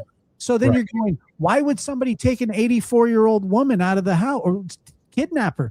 Well, probably for money, because she has a rich daughter. I don't think it's that far of a jump. No. But before you jump there, your interpretation would be that something more benign happened. She stumbled out of the house and somebody. We don't know if that, but you also don't know if that was his first conclusion. We don't. That's what I'm saying. There's something, I think it's being remembered that way or presented that way. Yeah, maybe you're right. At the ring of the way people actually talk, because most people, there'd be, well, have you checked the hospital? Are you sure that she's not there? Oh God. Well then, okay. Well, if she's not there, then God knows where she is. Well, my God, I hope she wasn't kidnapped. Then I could. Right. They did not believe she did. None of them believed that she wandered off from the interview that you saw, and so what I'm saying is that I don't know. I wouldn't know how I would think in that situation, but I don't. I think you're right. It's true. I think that since she's not there, it would only make sense that it's like, well, why would somebody take our mother? And then Savannah would go, well, you know, she's been on the show a bunch. It's a high profile show. She's known in the area as my mother. Savannah's salary is public information. And, you know, I don't know. I don't know if it has anything to do with him being a fighter pilot personally. I agree. Yeah. That was my point. Yeah. That's what I meant. So I get what we're all homicide detectives on YouTube. Right. Because everybody's done it. Right. Well, go ahead, John. No. Good. Who, Josh, were you going to say something? No, I was listening. But that was one of those little things that was interesting about it. And, again, I don't say it in a way to cast any aspersion. I just thought it was intriguing. And I wondered if that had the ring of the way people really talk. So what just happened, this conversation, is exactly what happens when these things first happen. There is no clarity of finishing the puzzle. Yes, correct. Okay, and there's a system to do that. That's what I guess that's what I'm trying to interject here. There's a system of understanding where the four corners, you can get the top side of the puzzle and the bottom side of the puzzle and all the four corners within the first 24 hours. Okay? I've said this from the very beginning, and John, you agree or disagree, right? This is not a complicated crime scene. This is not complicated. It has become complicated. Okay? It has become disorganized. It went from an organized investigation to a disorganized investigation, exactly like the suspectology. He went from an organized offender to a disorganized offender. Okay? That's a good point, Chris. That gets to that point we always make about the mirroring between the investigation and the crime, that they can mimic each other. Just like when you pick up someone's personality when you talk to them. Right. And if you think about just the basic fundamentals of this whole thing, the fundamentals: low risk victim, 84 years old, sound asleep in her house. Okay, that's not complicated. It's tragic, but it's not complicated. So now instead of saying, okay, well, this is how it happened. Okay. Well, first of all, we have to understand that we've got to figure out this idea that says, okay, what are the commonalities that would make this happen? What are the whys? Why is she selected? Why is this person coming weeks before potentially, to surveil this house? And such a low risk victim. I mean, to take an 84-year-old woman alone and asleep is why all this work? Right. Why all this work? Exactly. Why not? Why that evening? I mean, we can go down the list, but guess what the commonalities are here now? Now we take that principle and say, okay, let's start assembling the top of the puzzle. Okay. Let's assemble the top of the puzzle. Question: who was last to see her? I think the son-in-law. Tommaso. All right. So let's just say family. Right. I'm going to write it down. Well, we don't even have to say family. We could just say Tommaso. Well, let's just say family. Okay. Okay. Family. All right. Who was the first to see her that day? First to see her that day. Mm-hmm. I don't know if I know that. The Uber driver? Thank you. Is that established? Is that true? Who else was she hanging out with? And I heard that's a recording of the ride too. So I mean, there really was an Uber ride. You know what people haven't thought about? They interviewed the Uber driver.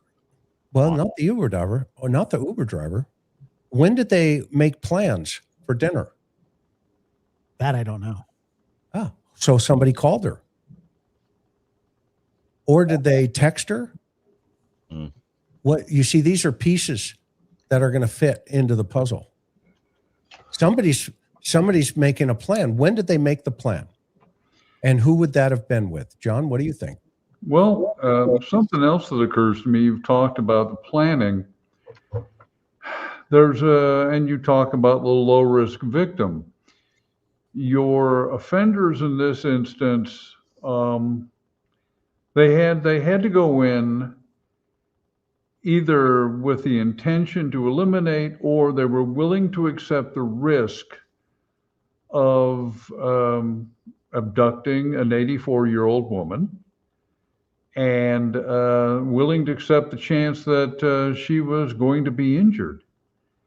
And this indicates, I don't know whether we're talking about desperation, or maybe some foolhardy sense that it could be done painlessly. Because one of the other things we know about crime is that people who commit it very often aren't very good at it, or errors happen. There's an old line from a German general from the Franco-Prussian War named von Clausewitz, and he said that no plan exists intact after contact with the enemy. And it just simply illustrates that any plan, once it's embarked upon, is at some point going to have to change, going to have to modify as reality impacts the players. Great point. Yeah, that's very smart. So we have a conversation with family that she shares with her friends that she's going to go have dinner or whatever the circumstance, right? So there's a whole planning process going on here in Annie's life, or excuse me, in Nancy's life, to go enjoy time with her family for the weekend. Okay. There's obviously some concern. It's been offered up that because she drinks, okay, that I guess she can't get a ride to get there, because, that she can definitely get a ride home, but there was a decision made to get her an Uber. Who made that decision? That's a piece of the puzzle. Okay. If she made the decision, okay, then I'm gonna put another piece in and say, okay, well, the victim made that decision. So now the question is, well, does she always do that? Meaning, we want a pattern of life. What is her pattern of life? Okay. We learn about it after she disappears, that she was supposed to attend church, and that she did that, often on the weekends and all this other stuff. Okay. And we'll get to that. We'll get to that in a moment. So she gets over there, and what's the next sequence that we learn about? That's into the public. That's out public. Well, she's taken home. Who took her home? Family. All right. Now, we don't know how she got into the house, other than the garage door at 10:48 opened and the garage door at 10:50 closed. We don't know who did that. Did she do that? Did somebody else do that? Was there an app used? Et cetera. We don't know we know they have a data point of two times. Two times, they know 11:48 and 11:50. And then we say, okay, then what's the next piece of the puzzle? Well, she was supposed to attend church. With who? Her girlfriends. And whose service was she going to watch? What, live stream or the streaming, what streaming service was she going to watch? Oh, she was going to watch her daughter's service in New York by a live stream, which is a common practice for all her and her friends. They all do it every Sunday, according to the general information, correct? Correct. So she doesn't, okay, so another piece of the puzzle, then we say friends. We put that piece in the victimology aspect. But then there's a phone call made. Who makes that phone call? The friends to who? Family. Your mom's not here.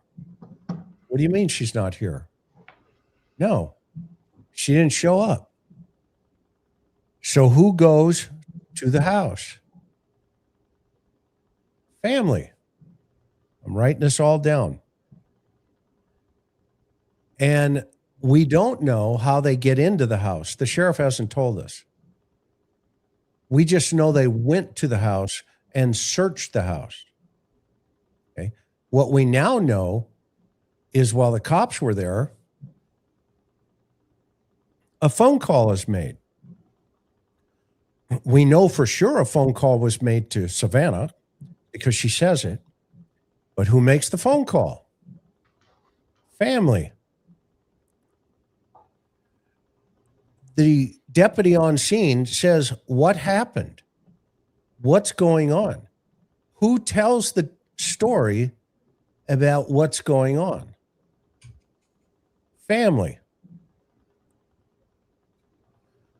Who calls 911? Family. Who discovers the back doors propped open? Family. Who sees the blood on the porch? Family. Okay. Now we have to say, okay, we're starting to get an understanding of the victimology here. I've got 1, 2, 3, 4, 5, 6, 7, 8, 9, 10 in the family column right now. I've got 1 in the friend column, and I've got 1 in the Uber column. So now let's talk about a suspect. Okay, let's do the bottom half of the puzzle now. Is this individual coming to the house potentially before the crime? Yeah, suspect. Little pre-surveillance. Is he caught on camera before the crime? Potentially. We don't know the exact time frames yet. All right, let's give him 1. The one where he doesn't have the gun, he's not kitted up, he's, wearing his little outfit. Where'd Gary go? Okay. So then I don't know. that's all right. We're in the 2 suspect column. Having a camera problem. Okay, no problem. And so then the obviously the night of, we see him there. Okay. All right. How many cars are involved here? Let's do that because these all go into the potential suspect column. We've got Nancy's car. We've got Annie's car because that's they drove her over there. And we've got a potential suspect vehicle, which is a secondary crime scene, by the way, because if they moved her into the car, that is a crime scene and you would process it like a crime scene. You would naturally process the Nancy's car and you would ask for permission or get a search warrant to process Annie's car because just in case, there could be something in that car, you'd want to get that car, as part of the puzzle. You want to put that piece of the puzzle, put it in there for the defense to say, hey, we did that. And here are our results. Okay. So we've got 3 cars there. And then we have this anomaly Range Rover that could be over here. That's 4 cars. All right. Now, now we can start talking about the whys, because we've got a lot of this information conversation all driven by column one. And who's in column one? And by the way, for the record, I'm not saying they've done anything again. All right. This is the facts that the authorities and the public has. It is in the public arena. It's out there. The sheriff put it out there. So I'm relaying what the sheriff has said. Okay. I'm relaying what the sheriff has said. So we've got 1, 2, 3, 4, 5, 6, 7, 8, 9, 10 points of interest and conversation driven by the family. Okay. We've got 3 points of interest from the suspect right now. And we've got 1 from the friends, and we've got 4 cars impounded. And now an anomaly. You start asking, okay, what did they say?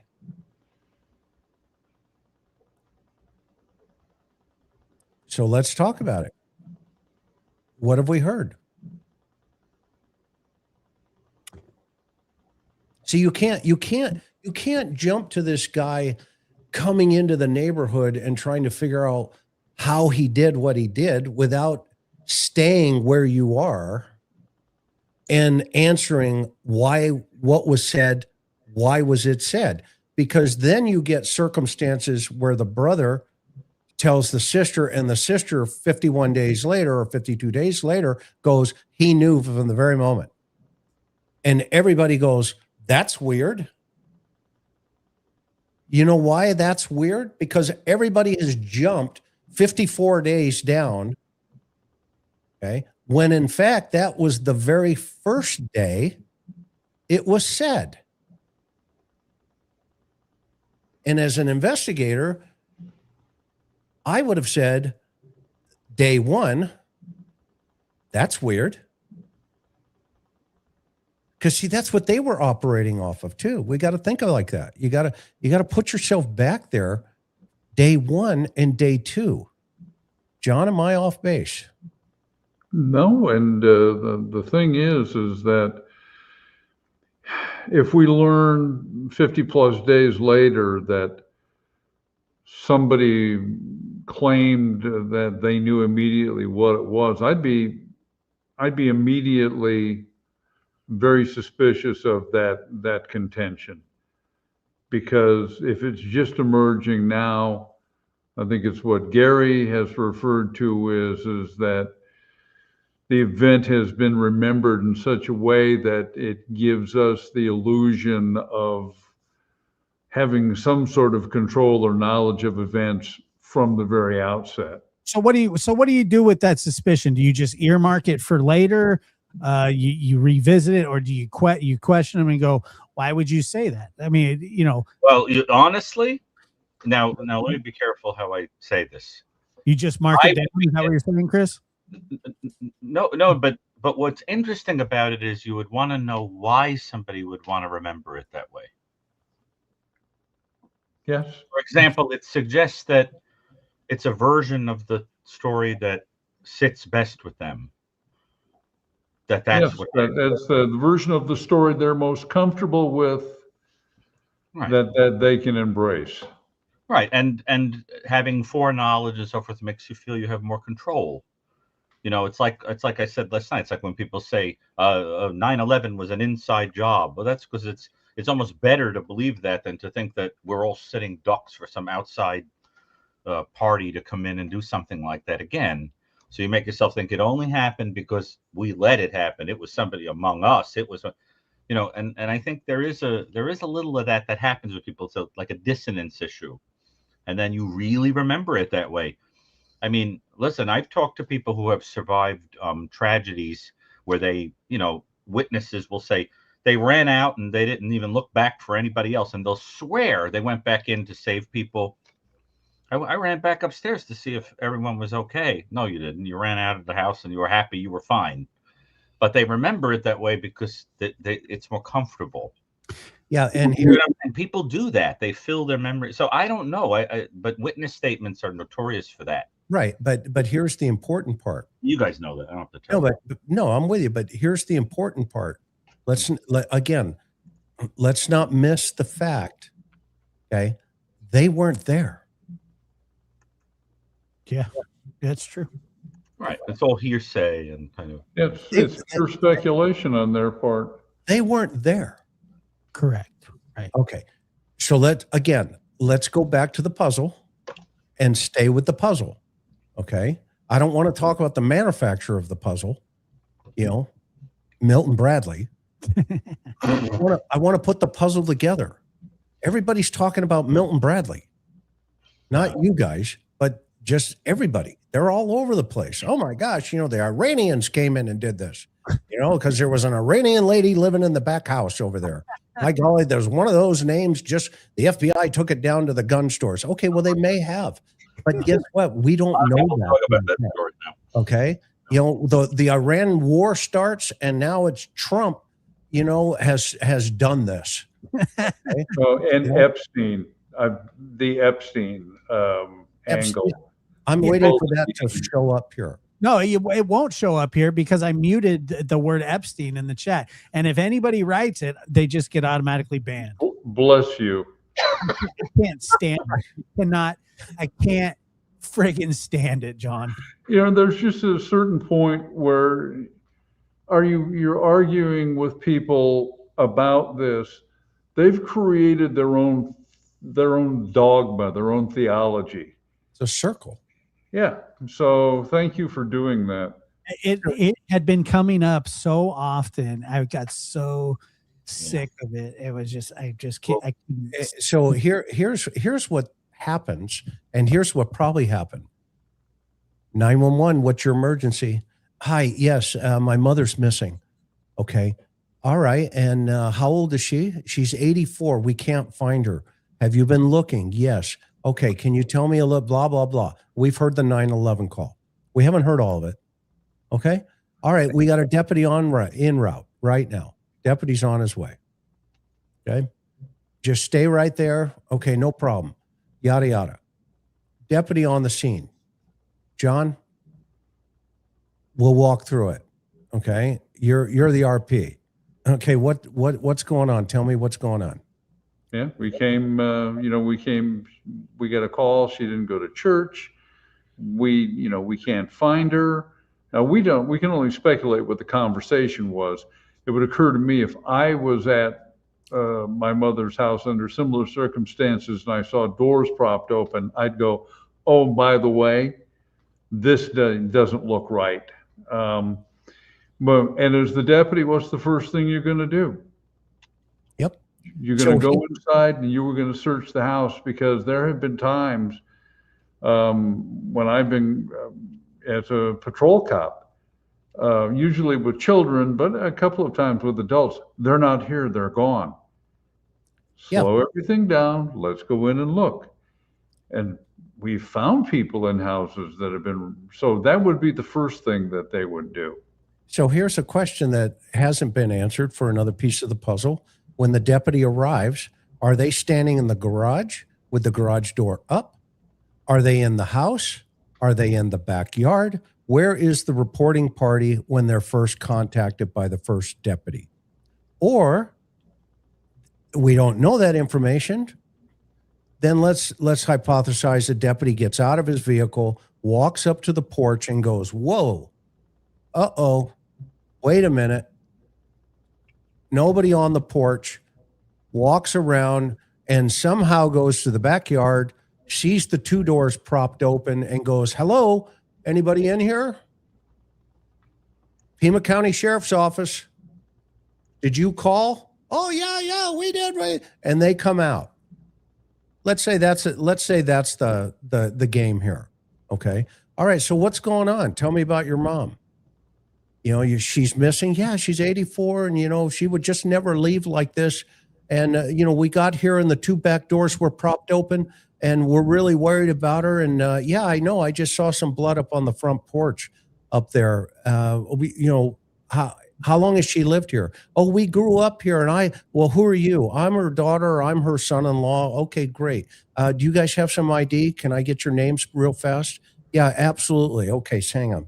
All right. So let's look around. What have you done so far? And they're going to tell them.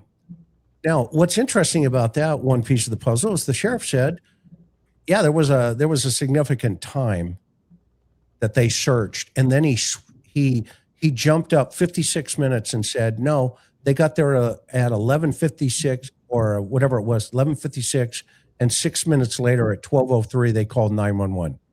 So for 6 months or for 6 minutes, they searched for their mother. And in that time, somehow, somewhere, another phone call was made to Savannah that said, Mom's gone, she's missing. Okay, what are you talking about? Have you called 911? Yes, we did that already, they're here. Okay, well, have you called the hospitals? Yes, we did that already. She's not there. Okay, well, I'm going to call the hospitals. Okay. Now, in 6 minutes, did all that happen? Oh, I don't know. Could be. Possibly, but it seems like it's seems Just like kind of foreshortened timeline. I understand what you're saying, but So it are could you have saying happened. we're missing a piece? Milton Bradley didn't put a piece in the box? yes, I get exactly what you're saying. Okay. Then so I gotta write that over here as family. Okay. I mean, and now everybody's searching. Okay, but in the interim there, phone call from Savannah is made to her brother. Mom's missing. Yeah, I know. And I hate to tell you this, but it's because of you. It's a kidnap for ransom. Really? It's my fault? Yep. My military intelligence and my fighter pilot experience gives me the wisdom to tell you that. I don't think you said that. I don't either. I think Cameron is a straight shooter. There's no question. And by the way, he's not on the table. He's in Vermont and she's in New York City, and they're not there. So who then would the deputy turn to and say, what happened? Well, if you listen to Savannah's interview, that Annie and Tommaso were her caretakers. Okay. So now you go, okay, well, everybody out of the house, come on. Let's go. How do we know that probably happened quickly? Because it went up the chain of command so fast that, hey, this is Nancy Guthrie's mom's house, or Savannah Guthrie's mom's house. Okay, I'm on my way. Captain, sheriff, homicide, everybody's coming out in the afternoon, by the way. And they're going to roll out with this missing person woman / celebrity mom. Okay. And everybody's on the scene. And then decisions are being made. And those decisions are being made quickly. Let's get them into a place where we can interview them. Who? The person that dropped them off. Oh, the family? Yeah. All right, I better write that down. Hi, would you guys mind coming to the station? We've got to talk to you about what you heard, what you saw, what's going on. Because at this point, we believe there's a crime scene in your mother's house. You can understand that. Oh, absolutely. We're going to 100% cooperate. Whatever you need. Okay, no problem. And they're going to go down and they're going to lock them into a story. By the way, on video. Okay. Click, click, click. All done. All right. Hey, just out of curiosity, you can understand why, we would want to impound your car and search it. We're going to impound your mom's car too. Oh, absolutely. Absolutely. Impound it. Take it. Okay. And they do. Just out of curiosity, what are this idea that then now you go, hey, wait a minute, what the heck, is going on with that piece of the puzzle? All right. Again, I don't know about you, but I'm seeing a lot of initial red flags that the authorities saw in the beginning. Well, there were enough red flags for them to impound a car for over a month's time. There were enough red flags to issue polygraphs. There were enough red flags, these. Look, if my grandmother went missing, God forbid, I would expect to be questioned and be the initial suspect right out of the gate. It only makes sense. Well, you're not a suspect. You're a witness. Well, that's what they were, and they are. When you get on scene, you're the reporting party. You're not the suspect. I'd go missing before her. She'd be the one to get rid of me. But seriously, they would not treat you like you did this. They would treat you like a piece of the puzzle. And are you the corner? Are you the middle? Are you one that's not even in the box? Your piece isn't even in the box that paints this picture. Okay. You have to think of a homicide scene like a gigantic puzzle on a table.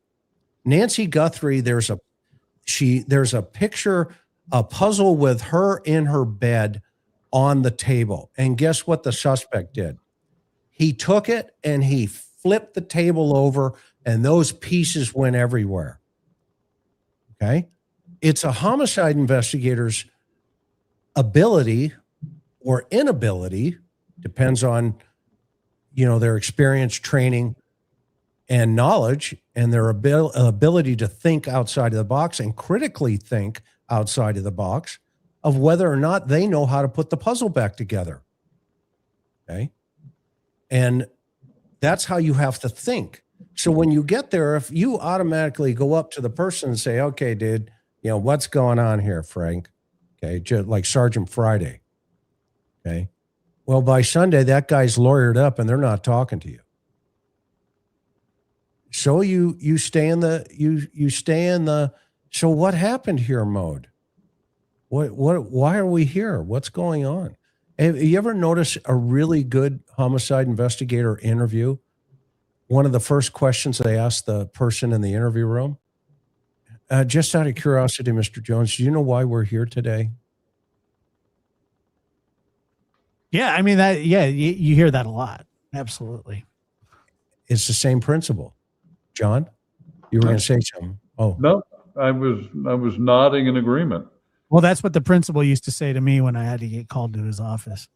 Okay, so now let's reverse engineer that. Okay, to now let's talk about a suspect. Because I've never been arrested. Okay. Let's say we had the suspect in the interview. Hey, whoever you are, why are we here today? Do you know? Well, yeah. Blah, blah, blah. I did it. Okay, fine. Just out of curiosity, walk me through this. Help me understand why you went on whatever it was, February 11th. In fact, let me show you a picture. We've got it on, you're on surveillance camera. Oh, wow. And just out of curiosity, why did you pick these clothes? What were you thinking? Well, okay, well, great. We'll work through that. What car did you use? Well, it's my car. Okay. Why did you use your car? And you see where all that's going to go? And then why? And guess what? Then he turns around and he tells you the how. Well, how this all happened. How did we get here today, Dr. Brucato,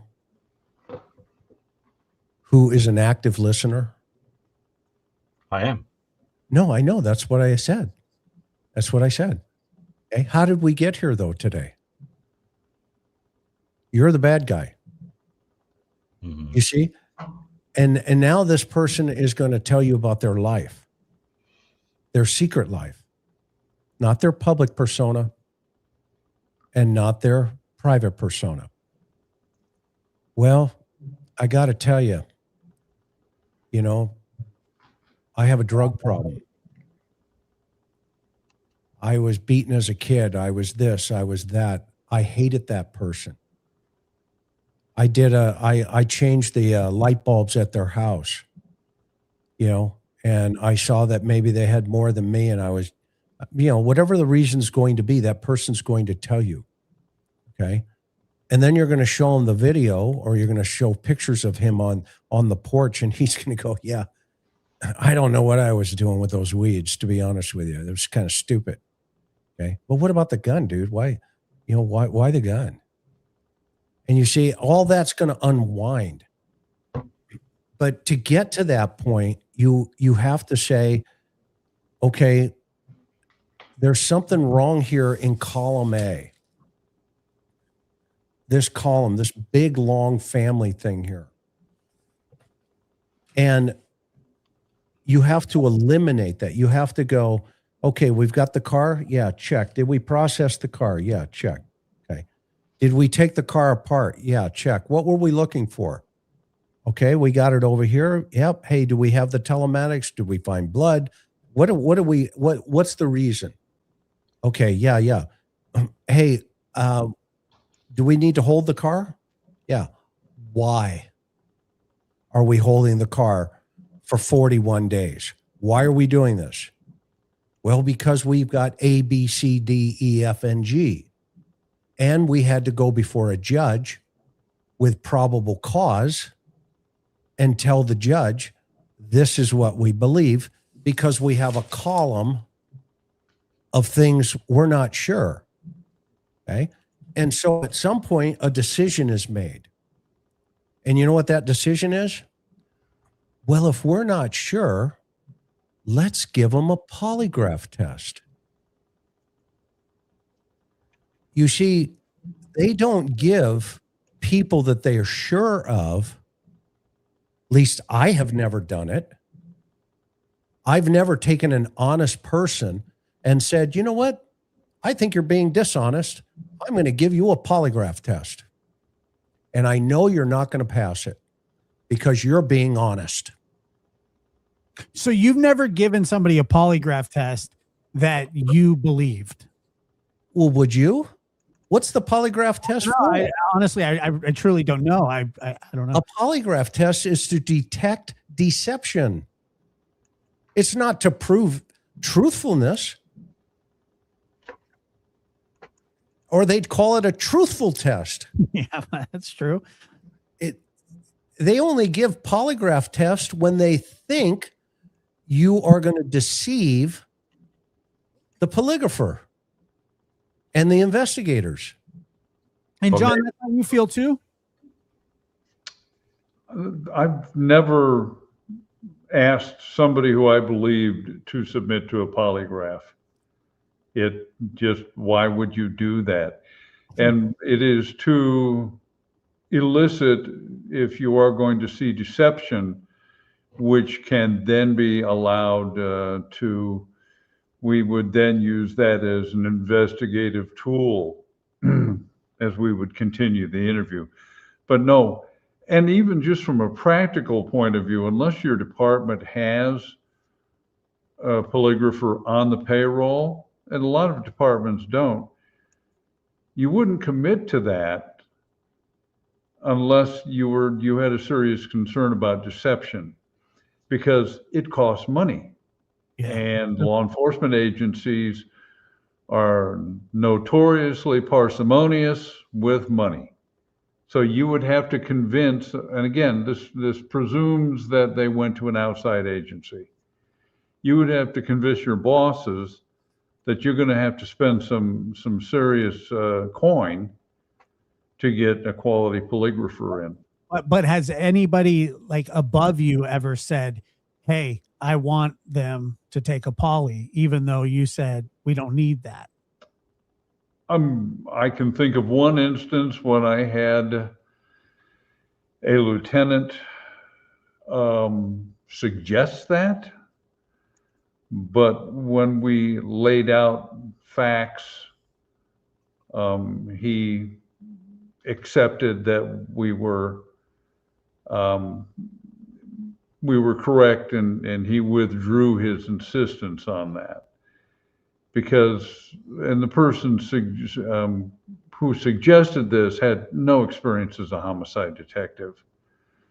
So, but we would not do that if we thought someone was telling the truth. And you know, a lot of times, the person that you're interviewing, a lot of times, if they suspect that you think they're lying, they will say, "I'll take a poly." Yeah, correct. What do you want? I'll take a polygraph. I've got nothing to hide. I'll do the poly. Let's go. Yeah. Okay. And you know, in that case, there's another tool. It's called a CVSA. It's a box. It's a very small box.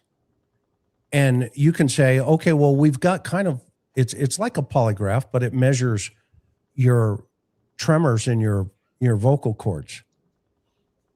And it's called a computer voice stress analysis. And it's just a tool. So I'll be right back. And you walk out of the room and you go find your CVSA examiner. Hey, get me Frank or Chuck now. This guy's ready. He's hot. He wants to go. Get me now. And Frank comes in with his box and puts it down on the table and says, "Oh, Mr. Jones, I understand you want to take a computer voice stress analysis." Yes, I do. I have nothing to hide. I absolutely will take this. Okay. Whereas a polygraph, you have to get on the phone, like John just said. Hey, we want to put these guys all through, polys. Yeah. Well, hey, can you line it up for tomorrow at 3:00? Because how many you want to do? Well, we want to do 2. Okay. Well, I'm out at the movies right now with my wife and my kids. Is it possible? Well, this is Nancy Guthrie. All right, I'll be over in a couple hours. Okay. One point that John made the other day was we don't know who offered the polygraph. That's a good. Who the polygrapher was, we don't know. We don't know where the polygraph was conducted. Would you suspect, though, that it would be the FBI? We don't know that. We don't know that. Right, but I mean, they would be the one. I mean, personally, I would think that they would be the ones. Probably not necessarily. Remember, Pima County Sheriff's Office. There are 2 trains here. Don't forget that. Well, yeah. Chris, one of the things I've been wondering about is if, in order to stop some of the narrative in the public about the family might have said, "Sheriff, maybe we could take polygraphs and then they'll leave us alone. They won't think we're lying," that kind of thing. Because isn't it possible that it was part of the process of trying? Is it possible that they never actually did take polys? I don't know. The sheriff said everybody passed a polygraph, but he didn't say who everybody was. Yeah, he fails to give. One day everybody's on the table, the next day everybody's cleared, and now everybody's taking polygraphs. But isn't it interesting? It feels as if the purpose for telling the public that they passed is precisely that you're telling the family, "Look, I'm going to try to." Well, that's what. That's my point. That's my point on the puzzle. That's my point on the puzzle. Okay. Why are they asking them to take a polygraph? If the sheriff said, I mean, this isn't rocket science again. Okay. If you have the sense that you don't need to hold the car for 41 days, you don't need to go over to their house and take photographs at 10 o'clock at night and come out of the house with bags of evidence. If you feel that you don't need to canvass the neighborhood and ask about the sister and the brother-in-law, and if you feel there's nothing going on here, nothing to see here, move along, keep moving, folks, nothing here. If you feel that's all good and all shiny and there's nothing, and you've downloaded their phones with an ICAC team using a UFED, if you feel all of that is good, solid, tight, why do you need a polygraph? Well, just to play devil's advocate, Chris. Yeah. What if the investigators were out of ideas? And that this was literally would be a Hail Mary pass. They're out of ideas, so what we'll do is we'll conduct polygraphs, and it's almost like almost akin to a fishing expedition. We'll do polys, and maybe one of them will slip up. I don't know how you would get to that so quickly, but again, we're speculating at stuff going on behind the scenes. But it might well be, it certainly could have been the family volunteering. It certainly could have been investigators going, we're out, let's put them on the box, which is what is referred to by cops. I'll go on the box. So we don't know.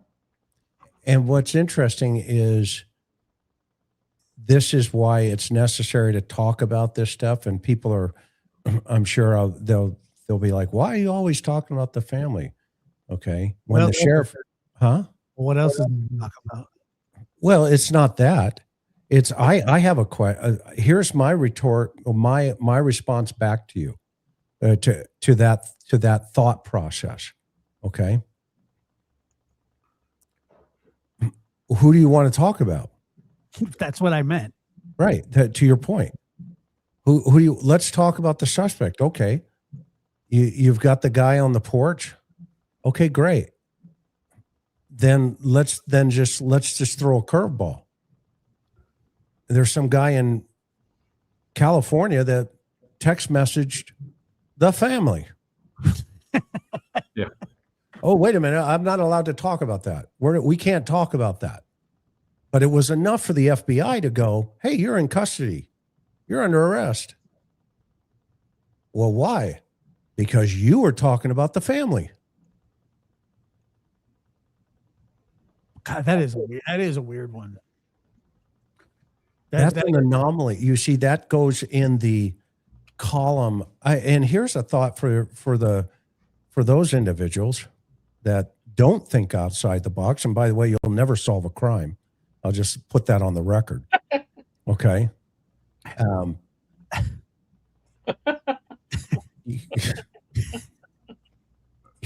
mean, let's cut through the chase. You know what I mean?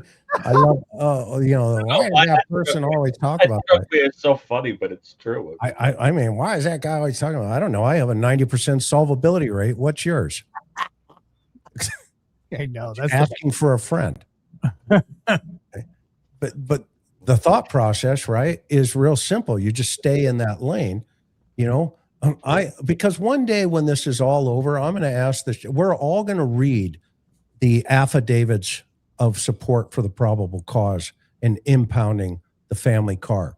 And when that happens and we see what they were seeing and thinking, just like we did with Koberger, when everybody started reading the affidavits, they all went, oh, crap. What the heck? This guy came back 12 times. They had this, they had this, they had this, they had this. Guess what? You have to have this, and this. to put it before a judge. And you have to convince a judge, I want that car. Yeah, and it was said that it was taken via search warrant. That's the only way to look in the realm of evidence. If you say, hey, would you like to volunteer to, people will sign waivers, that can be challenged later in court. It needs to be done with a search warrant. And there's also a popular misconception, often from television, that we type up an affidavit in support of a search warrant and we just walk in and hand it to a judge, and the judge looks at it and goes, yeah, you got the warrant. It doesn't work that way. No way. Judges will sit down and they will quiz you because their name is going on a document that, if it's improperly issued, might someday be part of a case law decision coming out of the Supreme Court. So they're very particular about quizzing an investigator. So until we have a chance to see these affidavits, we really don't know what it is that they were looking at. That's a great point. And we had a judge, his name was Judge Hall. Okay. Remember, what was his nickname, John? Hang'em Hall, right? Hanging Hall. Yep. And you would go into his chambers, right? First, you go into the court and say, Your Honor, I'd like to get a search warrant. And he says, all right, well, come on back, detective. Okay. And you go, cut through the court, and there's a big hallway with all the judges' offices back there. And you walk in and you say, well, let me see your affidavit. And you hand it to him. And he would just, like John just said, oh, what are you looking at here? What are you talking about? Well, Your Honor, blah, blah, blah. And you had better have your caca together. Because if you didn't, you just wasted the judge's time and took him out of his courtroom.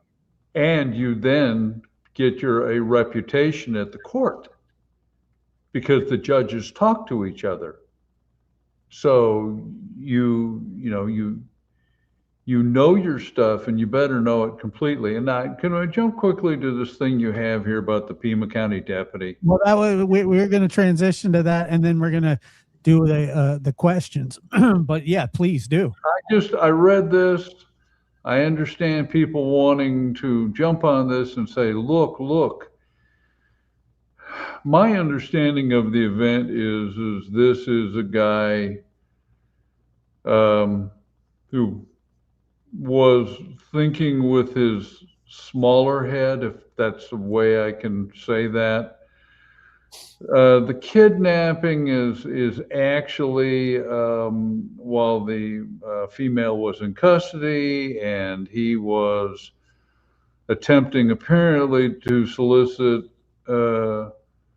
a consensual act with a woman, and she rejected that. On one hand, we're seeing a clumsy, stupid crime, and I just don't see that person. Let me just say in parentheses, I hope the guy goes to prison and they put him in general population. Yeah. Because I despise people with badges that do this. But I'm finding it hard to rectify the dichotomy between this belt-size IQ act with this kidnapping, an idea that this guy was this stupid that he would also be engaged in a kidnapping for ransom. His interest was in a sex act, and so I read this. This is bad, and I think you're spot on, John. You can be charged with kidnapping for a bunch of different reasons. Yeah. There's a lot of things that constitute kidnapping. or false imprisonment, things like that. When somebody says, well, they're charged with false imprisonment, and you would think, well, that they had locked somebody in a cage in a house somewhere. It could be as simple as not letting somebody walk out the front door, and making them sit down on their hands and say, you're not going anywhere. That is considered false imprisonment. Or it could, depending if, they're not at their home, if you don't let them leave, it could be, it could be kidnapping. There's a lot of things that they can charge you with and consider it false imprisonment, kidnapping. I don't think, the reason I bring this up is because everybody was wanting you guys to weigh in on this. I wasn't too eager to bring it up because I read it. It's interesting, but you find a lot of dummies that work, in these, departments. I don't think one has to do one with the other at all. Personally, Dr. Gary, what do you think? I think just because they happen to be in the same county, doesn't mean anything. It's not like it's like a place where there's no crime, it's virtually non-existent and all of that. I think it's just one of those little false connections that people make. It's interesting, no doubt. It's an interesting story. Interesting. Well, why would you do it right on the heels of? Let's play devil's advocate. Sure. Let's just say that there was a belief that this person was involved. Would the person be this cunning to then commit a fresh felony offense less than 2 months afterwards in the same county? Probably not. You can either have one or the other. And how old is this victim, John? It's a young woman. The victimology would be completely random. Yeah, it would be complete. Well, for starters, as I understand it, he took this woman into custody and drove, apparently did not drive to the jail. And I find that, again, evidence of stupidity, because when you transport a female prisoner, the first thing you do is get on the air and you say, in California, you'd say, to David to Station O, I'm en route to the jail with an x-ray, which is generally what they say with a female. Starting mileage, 61,467. Okay, so now you've got your mileage, you cover yourself. And that is the time. And that is to make sure that you're en route, no detours, no going around the block. Exactly. So I'm seeing this is a guy, unless things have changed so much, this is a guy who literally, he decided, remember those books that we had for kids, Choose Your Own Adventure? Yeah. Okay. This guy picked every possible solution that would take him to going to prison. Right. Yeah. And so I don't see that being congruent with the planning I'm seeing here. And yes, I see people saying, but the tattoos match. Everybody's got tats these days.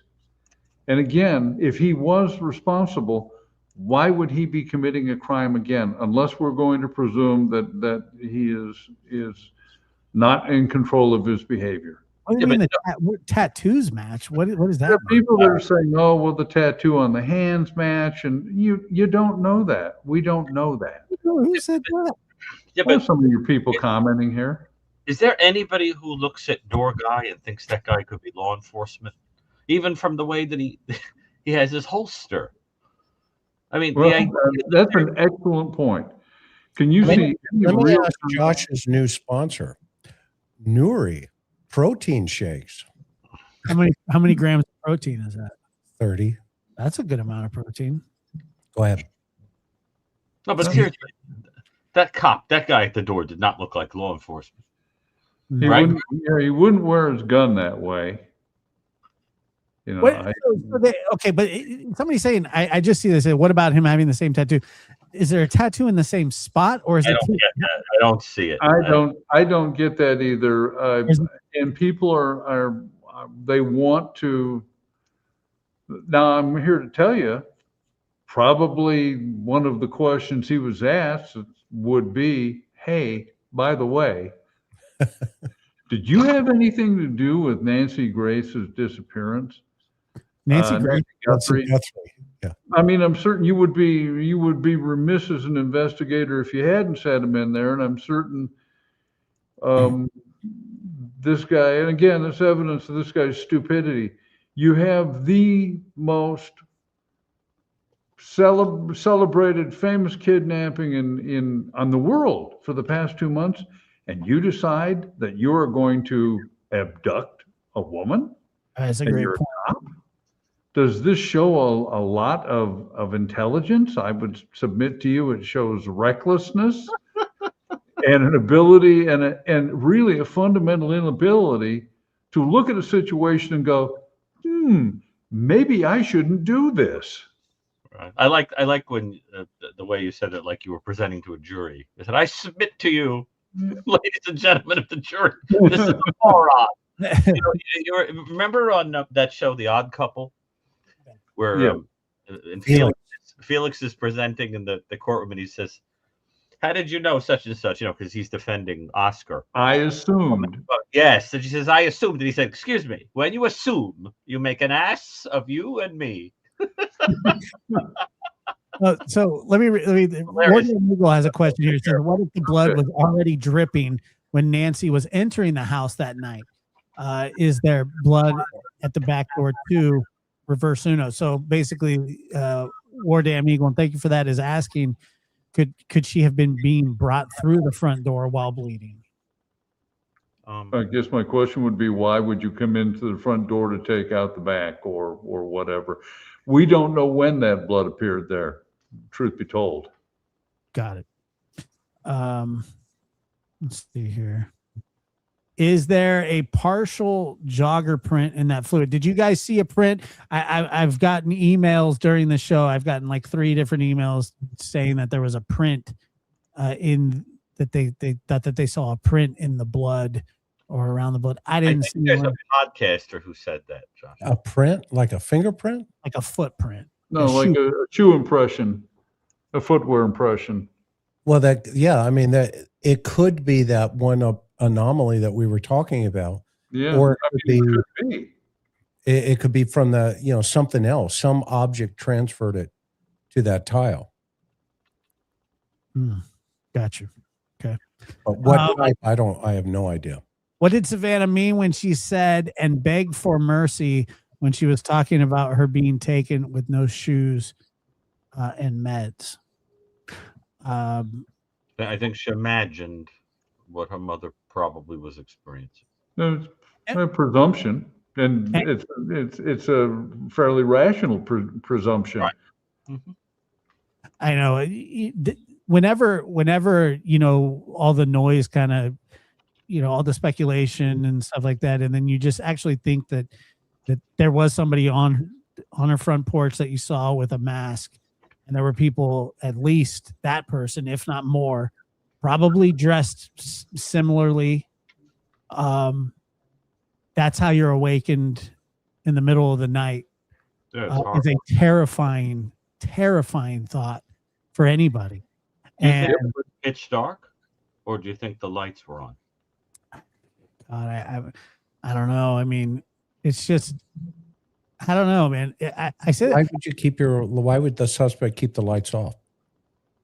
Well, exactly. But I'm just asking, because then the reason it's interesting is it means he touched something. Right. But if he attacked her in the room, why has he got the light off? Right. Well, like with Koberger, I wondered about that. If Koberger attacked the 2 women upstairs in the dark, Kaylee and Maddie, or if he turned it on, or if he was wearing a flashlight or something. I was curious about it. I doubt this guy went in with a mouth flashlight and did this in the dark. He probably turned the light on. You would, but that would also, I think, if the light gets turned on, it sort of might wake a person up. It would be hard to kidnap somebody in the dark. Right, that's what I'm saying. But sometimes you go in and you blitz a person in the dark. Bundy used to do that. You blitz a person because but these were able-bodied people. No, what I'm asking is I agree with you. Did it require her to be conscious? Do you just go in and bop her and take her out, or was there some moment where she sees them and screams or becomes scared or whatever? In other words, it could just be that the idea was just to hit her over the head or something like that. But it sounds like you guys think she was like walked out, basically. Right? Again, I'm not completely certain of that. You're not completely certain. Because so much of this would be contingent upon seeing the interior of the residence, which, to everybody's credit, they've kept that secret, which is what I would do. I don't want anybody to know about whatever extended crime scene exists within the house. Right. Well, I was just thinking that do any of you think that she was struck, that the blood that's there is consistent with being struck? Now, I looked up the Baden statement, Michael Baden, and what he said was that the blood droplets looked to him consistent with somebody bleeding from the face or hands. Now, I don't know how he determined that. I'm not a medical examiner, obviously, but the thing is, could she have been hit even with a cane or a gun or some object because she wasn't expected to put up a fight? I'll let you guys answer that, but I would say that, of course she could have been, but it wouldn't have taken anything to make her bleed. She's 84 years old. It could have been as simple as a bump, a scratch. Right. I remember my grandpa, who was on blood thinners. We went to the Humane Society one time to go look at dogs, and the dogs were like pawing at him, and he was just like bleeding all over the place because dogs and they weren't even sharp claws or anything like that, and it was and then even the people were like, "Oh my God, are you okay?" And he was fine. It just wouldn't take anything to make her bleed at all. It might be something as simple as losing her balance and striking her head against a nightstand.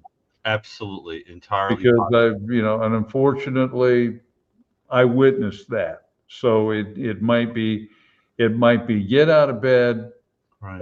And during the period of waking from sleep and being frightened, you lose your balance and strike your head.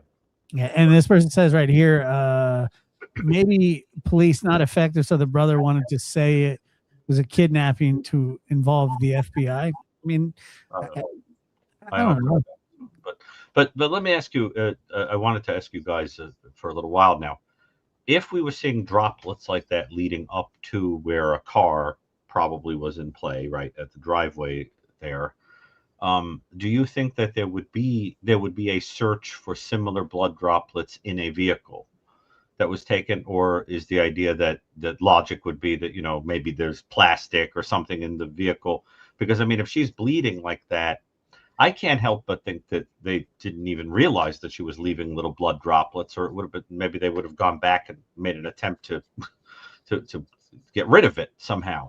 I'm picturing, like Chris keeps saying, it gets a little disorganized and there's like a mad dash to kind of get out of there, and there's little blood is left. So then, do you think they probably looked for blood in one of these vehicles, little blood droplets, and why wouldn't there have been it? Go for it, Chris. Well, how do we know there's not? Yeah, we don't know. We don't know the blood wasn't recovered. They would have charged somebody with one of these cars. No. Why would they charge her for without a body yet? Oh, okay, that's a good point. So in other words, they could be holding that back. Furthermore, if she's been, is she on blood thinners? Yes. There may have been previous injuries. So discovering blood in a vehicle wouldn't mean anything. You have no idea of when that blood was shed. Especially if it's not a car that it would be peculiar for you to be in. Exactly. In that instance, the evidence would be of equivocal value.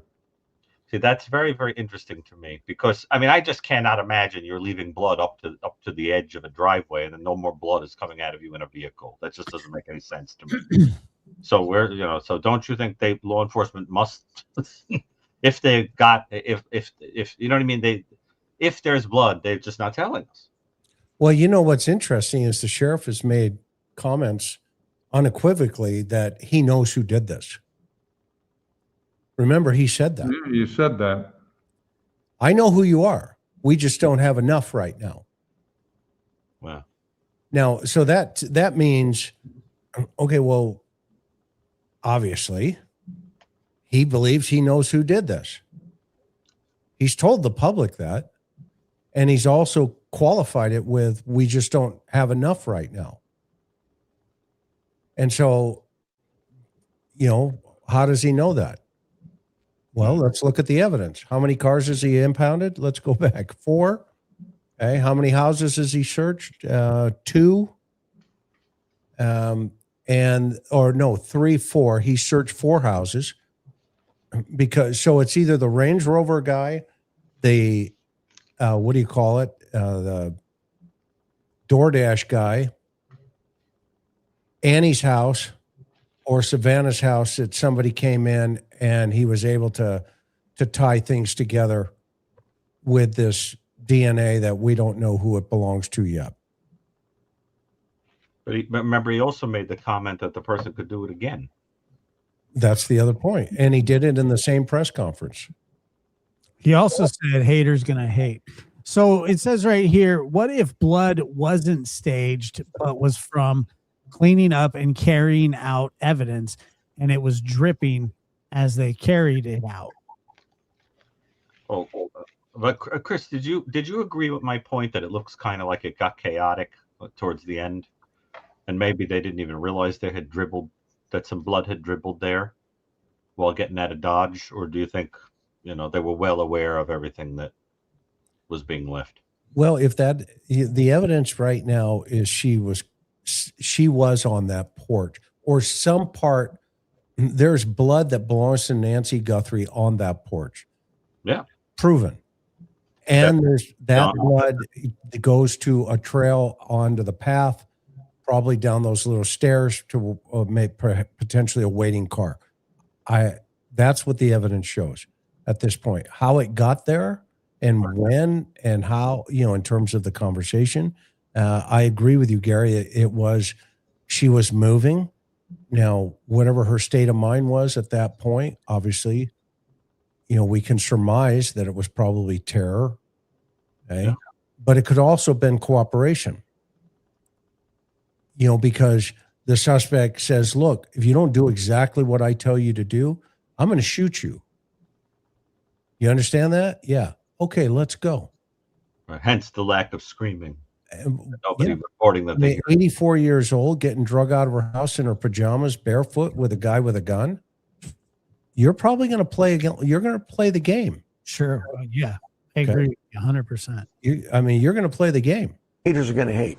And by the way, we have talked to people who are holding people hostage. Okay. And they play the game. This is real life. You know, I can guarantee it. Okay. So, but then again, you know, that goes into the, we don't know what we're talking about column. So we'll just let that fall into place. Well, using the front door for any of this is nuts.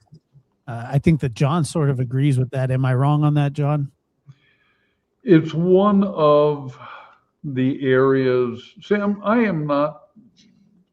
haven't accepted any theory as gospel yet. Sure. No, and I know you're agnostic because the problem is I don't have enough information. The information I've received has been filtered and secondhand, and correct. I can't even trust that the information is accurate.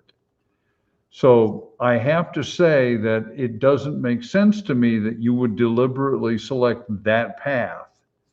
But I would also say, as Chris has pointed out, there is nonetheless a blood path leading away from the door. So, you know, I hate to want to punt, but I just don't know enough. to actually say, that's it. I want to dovetail into John's thought. Is that, if it okay, Josh? Of course. No, you can't. Yeah. Chris, yeah, whenever I just say that, and I want you to dovetail into it. But the reason that I ask you guys to come on is to talk. Okay. Okay. Okay. Hey, yeah. Prop the door open. Okay. Both of them. We're taking more than one. We're going to need both doors. Prop them open. Okay. Hey, where are we going? Out the front.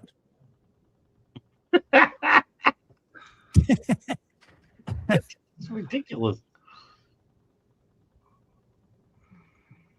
That's funny.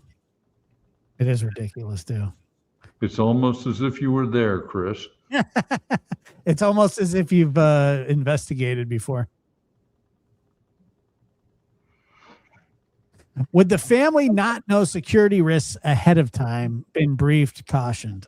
You know, nobody thinks that this kind of stuff is going to happen to them. You know, it's just the people just go on about their life. And by the way, and I will say this, and I am not, and I know somebody's going to say it or whatever. I'm not saying this, but I can guarantee you that Savannah feels tremendous guilt about the lack of security at her mother's home. I can almost guarantee that is something that is going through her mind, her brother's mind. You know, we had Jason on yesterday, and he was talking about, you know, you should always give, even if you're an elderly person and you don't quite understand the technology, get your children to help you, get your grandchildren to help you, you know, be able to monitor it.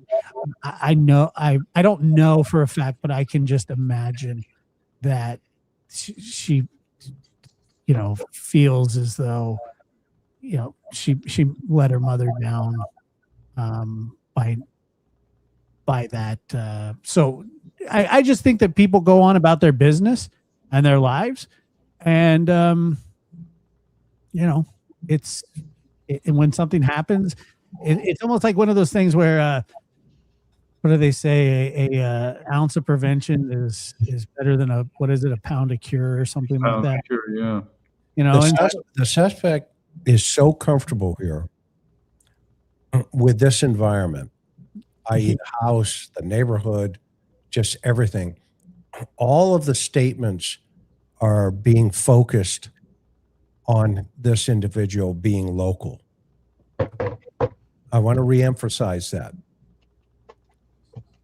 This is not the boogeyman. This is somebody that is or has or was and is very close to this problem.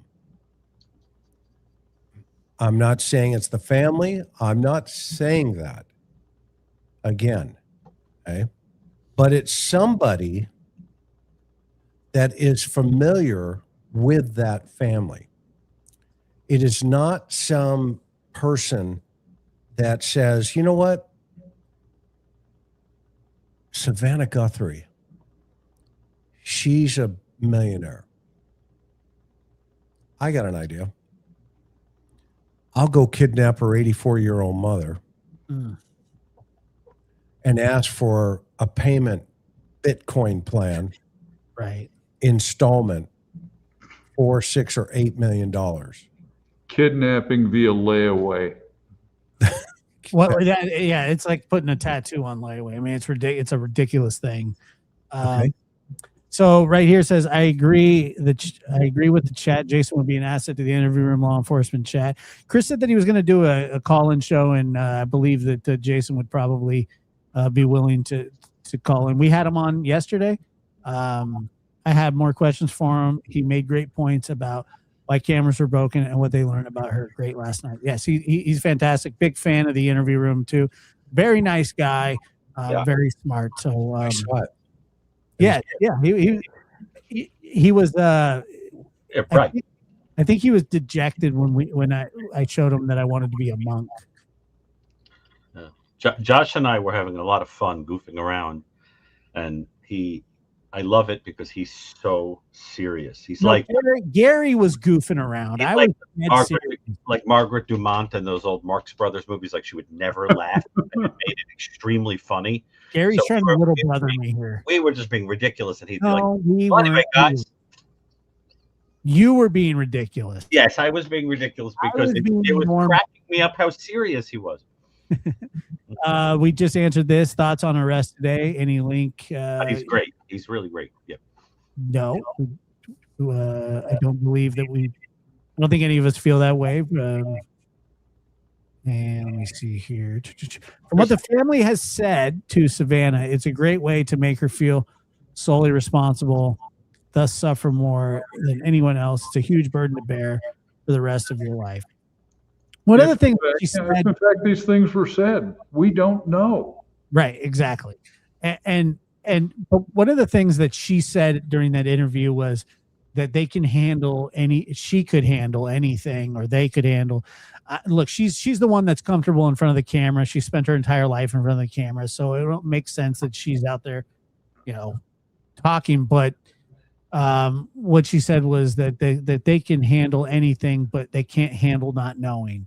And that really kind of struck at me, because I was just like, I agree with that 100%.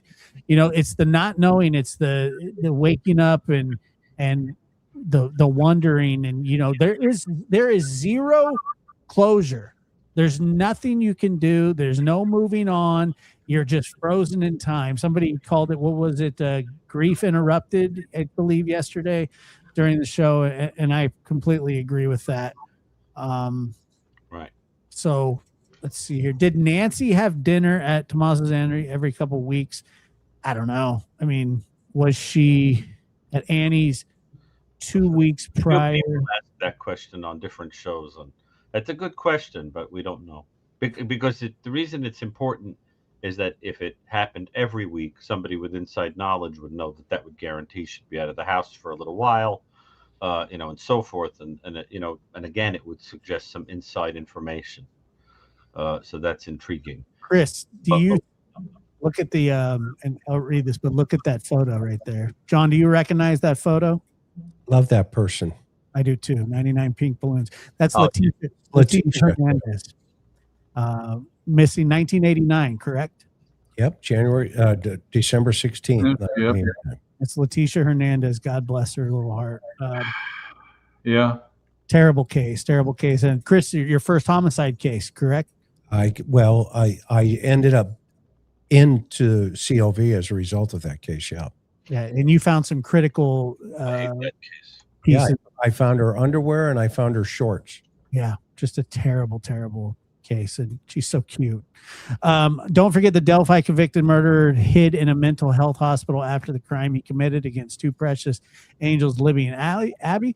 Maybe the porch guy did the same. Where is he? Yeah, I mean, like Chris believes that he's close. I don't know, John. Do you believe that too? You think that he's a nearby? I know you're pretty agnostic about this stuff, but you would think that he'd probably be sort of somewhat local, right? Yes, this is somebody who was a resident, who was acquainted, who was completely comfortable in the area. This is a person that's been to the house before. I don't see any false moves there. So yes, this was not like a hitman imported from Amsterdam or something, or Juarez. This is a person who lives in the area or lived in the area. There's no guarantee that person is still around. It would be pretty amazing if they stuck around. With people. They need to be looking at. What people do. Did anybody leave? Yeah, love y'all. Bless you all. Thank you. Like it is. Ask, answer the questions we're all wondering about. Thank you very much, and I appreciate that. Here's an interesting statistic real fast, Josh, before you jump to that one. Please do. So the state of Arizona had 18,490 homicides, 64% clearance rate, and 6,995 unsolved Jeez. homicides. Over what period? 18,000 for a year seems. No. Those are statistical from 1985 to 2024. Oh, okay. So we're talking about basically a 40-year period. Right. So 64%. I mean, and that's from that's higher than the national average, though. that's projectcoldcase.org. Jeez. Yeah, if you had a 64% clearance rate where we worked, you wouldn't be working in crimes of violence. Well, nor should you probably be, right? And we did it without and all right. Oh, wait a minute. That Angry old was guy on the porch. That was the entire state of Arizona, 1 year, 16,135. Yeah, we weren't working with DNA. Yeah. 61 clearance, 6280 unsolved. Oh my God, that's not good at all. Well, it means there's 40% that they don't solve. Right. That's not. Yeah, that's a terrible clearance rate. But it's higher than the national average. Well, that's comforting. Well, I'm just saying. If California, where you live, Josh, Yeah, California has 138,170. We had a lot of volume in California at 62% with 53,107 still unsolved. Yeah, it's unbelievable. Unbelievable. Let me make sure. Hold on, we're frozen. Okay. She has senile purpura. What the hell is that? What is that, Gary? On her Skin lower. condition where the blood pools. Oh, okay. Any bump, firm pressure, cause bleeding. Gotcha. Yes, I agree with that. Perp looks to have Sanpactu. I don't know what that is. What is that? Shows visible on one of his stills, about as common as dimples. Also lazy right eye. Really? You can tell all that from looking at that photo? I can make out heads or tails of it. Cena and Kelly don't want it revealed. Illegal did it. You don't know that. Yeah. You guys are the best. Do you want to know what Sampakuais means? Not really, but go ahead. Well, it means that when you look at a person's eyes, normally the pupil will touch the bottom. It'll be covered by like the bottom of the eye, like the opening of the eye. But some people have a large space between the bottom of it and the edge of the eye, and there's a white area there. Did you see that in the photo? So they're saying that this person has that sort of abnormality where there's that. I know, but did you see that with the photo? In the photo? No, I don't know where they got that, but that's what they're saying. I'd have to look, but I know the only reason I know that term is from drawing. When you draw eyes, a lot of people make that mistake of making the pupil sort of float too high above the bottom of the eye with that big patch, that opening between them. But would have been chill to have Jason join tonight. Jason actually, I talked to Jason earlier. Jason said, "I am going out." Good for him. He must have a hot day. Well, what are you going to do? That's what I'm saying. That's what Where do you go, Jason? Okay, I'm not giving the inference that I'm on because I have no life. Well, no, I didn't think that. No, that's good because I don't have life, but it's an honor to be here. Well, John, also, no life. I don't either, by the way. But we're here. Do you have a little portion that you're going to read for us tonight? Yeah, I've picked something out whenever we're done, and I will talk about. So you let me know when you want me to do it. I'll read about the El Nino year and what it was like to be a cop, attempting to get Darwinian challenged people to leave their houses when the ocean was coming in. Chris, can Savannah ask the Cold Case Foundation to come in?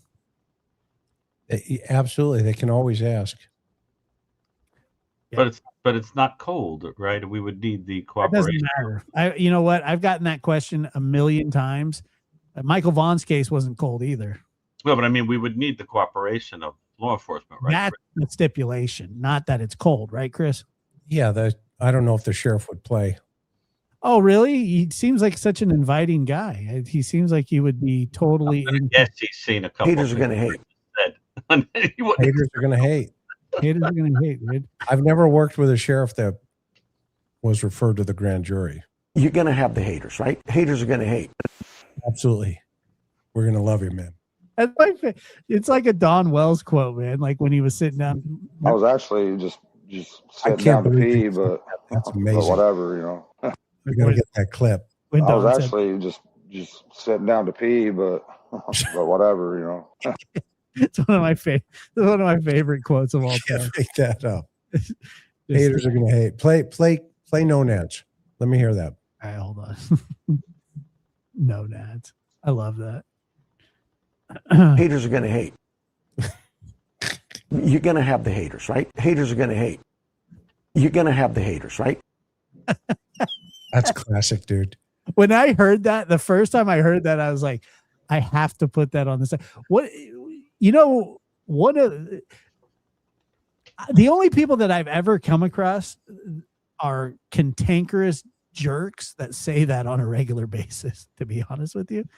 Unless you're just kind of joking around like, yeah, haters are going to hate, bro.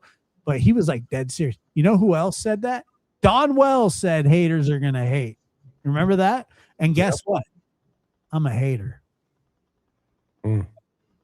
That's a big time. I'm a big time hater. Let's see. What is this? Read the Good Dark by Anne Guthrie. Is that the kidnapping book? Book of poetry. This case has been heart-wrenching. All of you have been a comfort and compassion and logic for this newbie. Thank you for your availability. And I'm with that as well. John, I want you to read us out here. All right. Because my dogs are circling the chum wagon over here. Buddy's asleep underneath me. All right. This is from the bed. And it takes place, this chapter takes place in winter of 1982-83. We had very large El Nino storms. There was heavy rain, flooding, and there was an astronomical high tide that was coming in. So we were sent to go along a stretch of road right next to the beach in Oceanside known as the Strand. And people were living there. And at the time, they were not nice apartments. One of the few sections in California where we had substandard housing right at the surf line. So we had to go and ask people to go. And there was some strange responses. So I'll start with another frustrating task was going door to door along South Strand, telling people they had to evacuate their homes. A fresh and huge storm was arriving in conjunction with the astronomical high tide, and the Weather Service predicted that the waves would reach high enough to strike the residences. We were assigned to go door to door, contact every resident, and tell them they needed to move to higher ground muy pronto.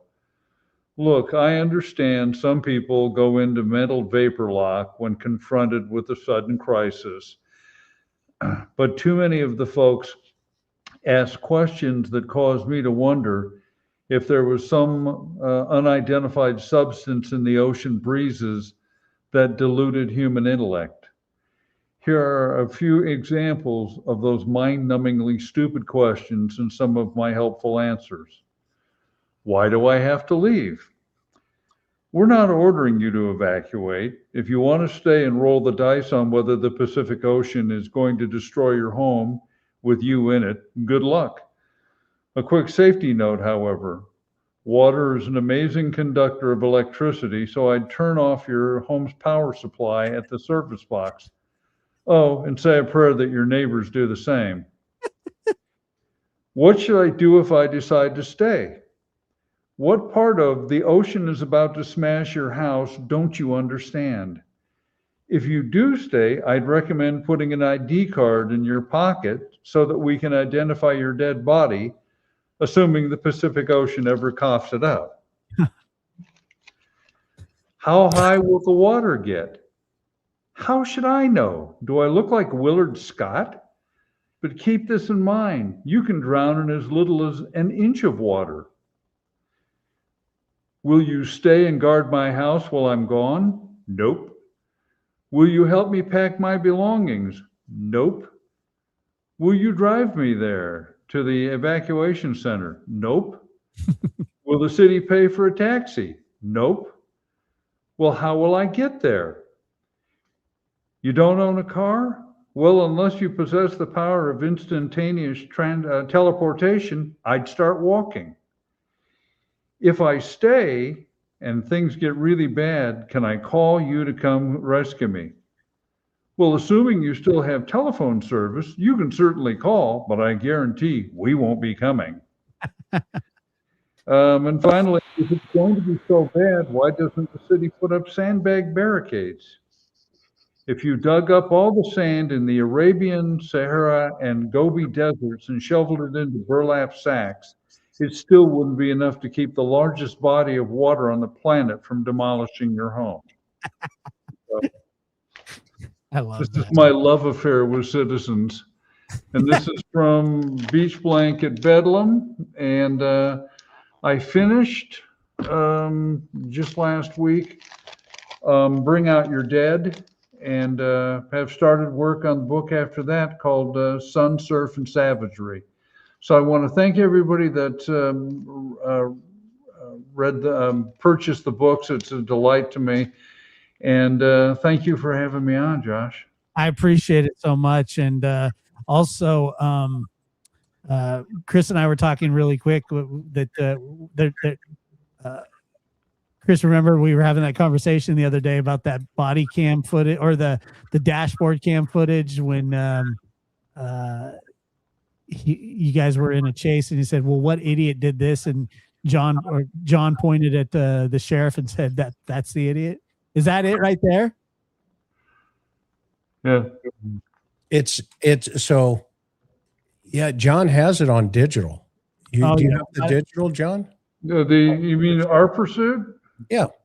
Yeah, I got that on digital. I can send that to you if you want. Yeah, we want next time we have you guys on, we want to watch that. It's all audio, but it's 100-mile-an-hour chase on Interstate 5. Just the only teaser is that I got hit with flashlights and nightsticks as many times as the suspects did, and had to testify to that in court. Yeah, so that's hilarious. It was a good one, and this one is this was an old tape I found actually just yesterday. The driver was the son of a NASCAR racer. Mm-hmm. I remember. Yeah, that was. And I was in that instance, I was fortunate because I threw a big rock at the car. Yeah. As it went by, I missed it. Toyota pickup. Remember that thing? You threw a rocket. You threw a rocket at the car? Yeah, the Oceanside Boulevard was down to ordinarily 4 lanes, but it was down to 2 lanes. Yep. And I tell you what, this guy could drive. He could drive. He could drive. I'll give him that. And I thought a diversion, perhaps hitting the passenger window with a rock. But there's a reason why I was never considered for baseball. I was always in the right field. When it was all over, you guys are wild. Kirk had gone into the car, into the side window, because he wouldn't get out of the car. So I just threw the dog in, and he when he gets out, we hook him up. He turns and he goes, dude, he said, you would have never caught me but I ran out of gas. I'm like, yeah, okay. Well, he did, and we did catch you. So, but anyway, the tape that John has is hysterical. Oh yeah, I can't wait. Yeah, we'll do that next. And Dr. Gary, you obviously check out the new Evil. What is it? Number 2 still? Well, as of last night, it was number 2. All right. So, like I said, I have like a feeling. Is it number 2? Well, you know. Well, I have a feeling that this weekend it will go back to number 1. No, but I mean it. Yeah, who does number 2 work for? Right. You're saying it's number 2. Yeah. Is your number 2 easier than your number 1? Right, exactly. You got it. Right. What about a number 3? Yeah, like the smart kid in the back. I have to fart. What's my number? Reminds me of the old joke that 3 elderly men are in 3 beds that are adjacent to each other in a house they share. And one says, "My God, what I wouldn't give to have a healthy number 1 again." And so the second guy says, "Well, every morning I wake up 8 a.m. sharp and I have a healthy number 1, but I'd kill for a healthy number 2. And so the third guy says, "Well, listen, every morning I wake up 7 a.m. I have a healthy number 1. And then at 8 a.m. a healthy number 2. But what I wouldn't give to get out of bed before 9. Yeah, exactly. Well, this is disgusting. Exactly. Hideous. I was actually just but sitting down to pee, but whatever, But thank you for everybody who does purchase the book, and I have to tell you, I love listening to John. John, I wish you'd narrate them yourself, since the way you're publishing them, you probably could do the audio yourself.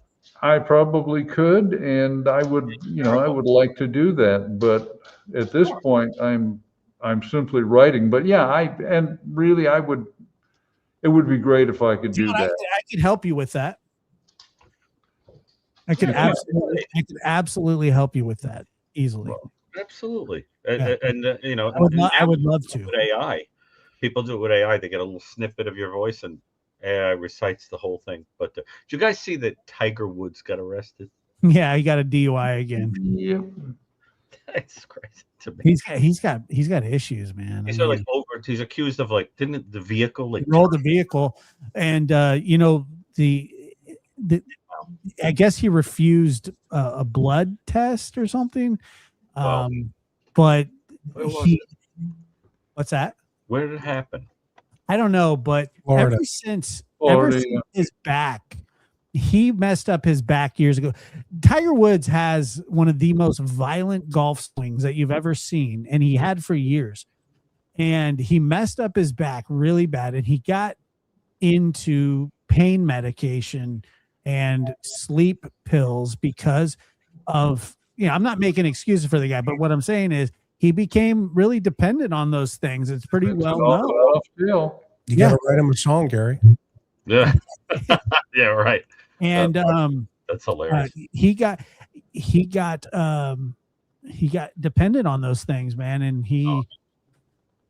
people do weird stuff on those on pain pills, and they do really weird stuff on sleeping pills, and particularly when you mix them, who knows? But yeah, I remember his last accident was kind of went the same way. Tiger Woods has been in an accident, and then they're like, Tiger Woods has been arrested, and then this one happened again. And when I first heard it and they said there was a rollover, I was thinking again, man, I just,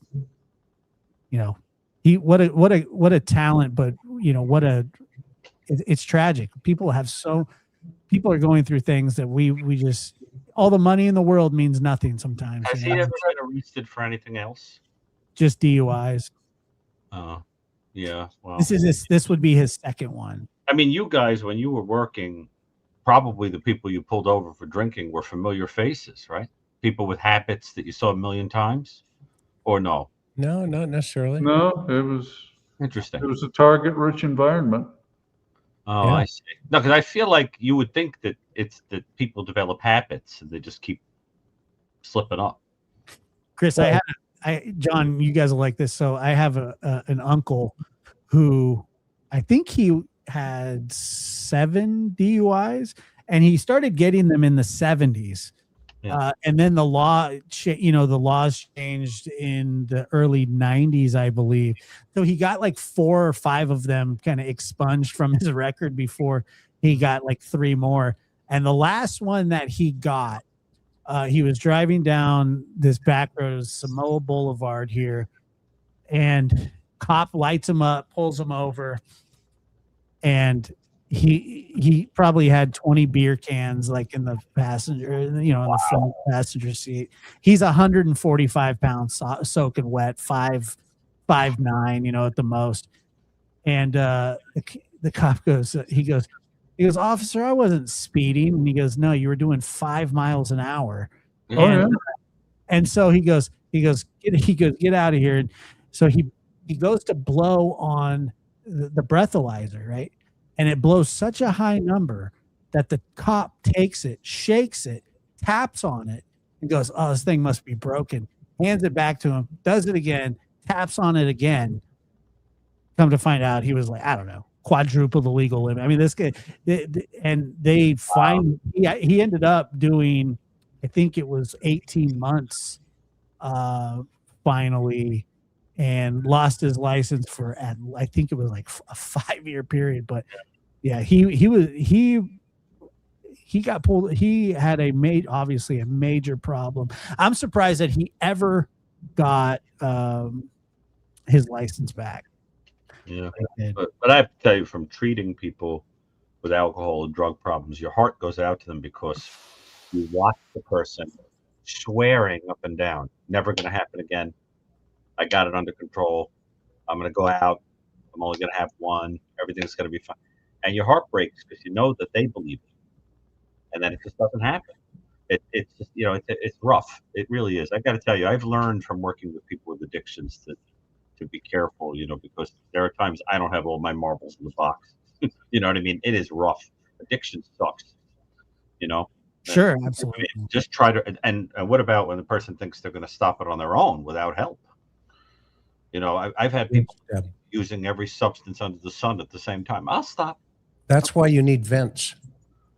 Yeah. Right? So you're not always trying to suppress that pain. I have a cousin who, it was his mother, my aunt, who was shot, along with my mother, and she survived, and he was there that day. And he won't even talk about it. Like, he won't even have a conversation about it. And he uses alcohol to sort of mask any sort of emotions towards it. And to be honest with you, it's ruined a good portion of his adult life. That's why I got a guitar. It's just you know all about tragedy, Chris. You know it as well as anybody. It's a terrible thing. And But somebody said to me, a very great teacher of mine said to me once, that there's a spirituality to people that are addicts. That the way he explained it to me was that you have to imagine a person who wants to transcend the world, that it feels empty and they want to leave their consciousness. And they said that's sort of a spiritual inclination. They just need something to love, like, other than, something to put it into. And I think my experience has been that's what gets people over those addictions, is somebody who gives a crap about them. You have to have something to get out of bed for. You know what I mean? So you say, I can't be sleeping all day after boozing. I've got to love this, And but I got to tell you, I really take a disease approach with it. Because I've people really think they're going to stop on their own. It's rough. It really is rough. I got to tell you. You ever known anyone that? What about people whose whole lives are messed up because they had a parent who drank? Oh, yeah. Drugs. Oh my God! And they're never the same, because they'll say things like, 1 minute they loved me and then they were hitting me, or the humiliation. I thought my father was the greatest man and the strongest man in the world, and then he just fell down. It's it's really, really rough. My heart goes out to people. And I know you say I'm not. I would never argue with somebody if it's a disease or not, because I don't know. I've never had that issue, but I've seen what it does to people. When there's a dependency, it becomes very strong people that have no control over it for some reason. And I would think that somewhere in your DNA, somewhere that you're kind of susceptible to addictions and things like that. And so, well, I have people that have told me when they were kids, their parents gave them alcohol. Of course, but this will put hair on your chest. Drink sure. this, or it's just a culture. You know what I mean? But I've known people with alcohol problems that started drinking when they were 12 or 11. that kind of thing. It's a terrible thing. Yeah, it really is. But it is. I don't know. But don't you guys think that drugs and alcohol are also a kind of a come on with regard to crime a lot? That people it greases the wheels for a lot of people. It lowers inhibitions. That's even serial killers a lot of times have to booze up or do drugs to lower their inhibitions, and they're mostly psychopaths. And then it can be the motivation because now you need money to keep your habit going, so you go out and become a thief.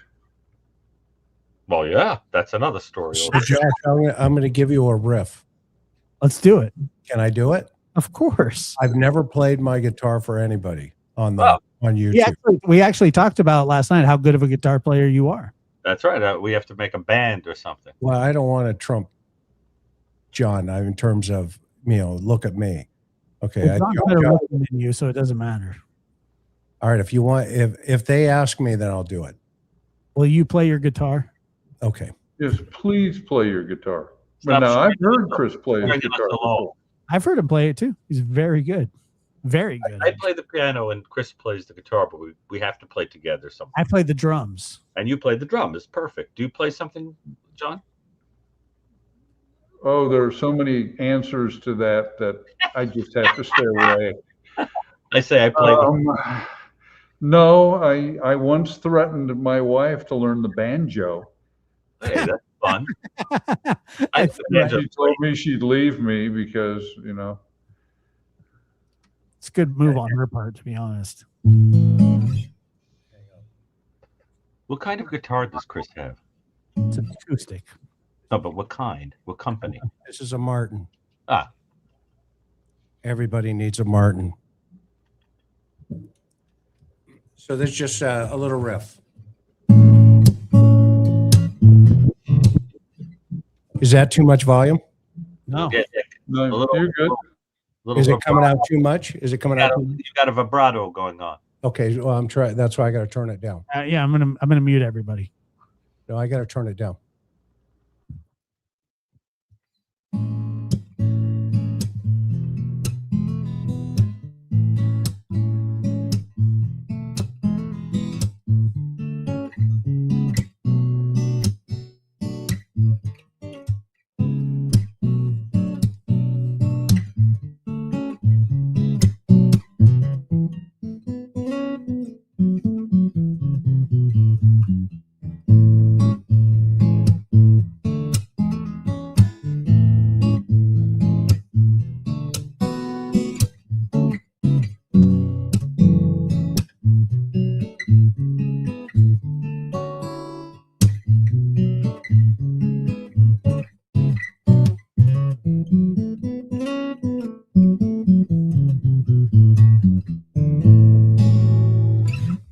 Okay, that's all you get.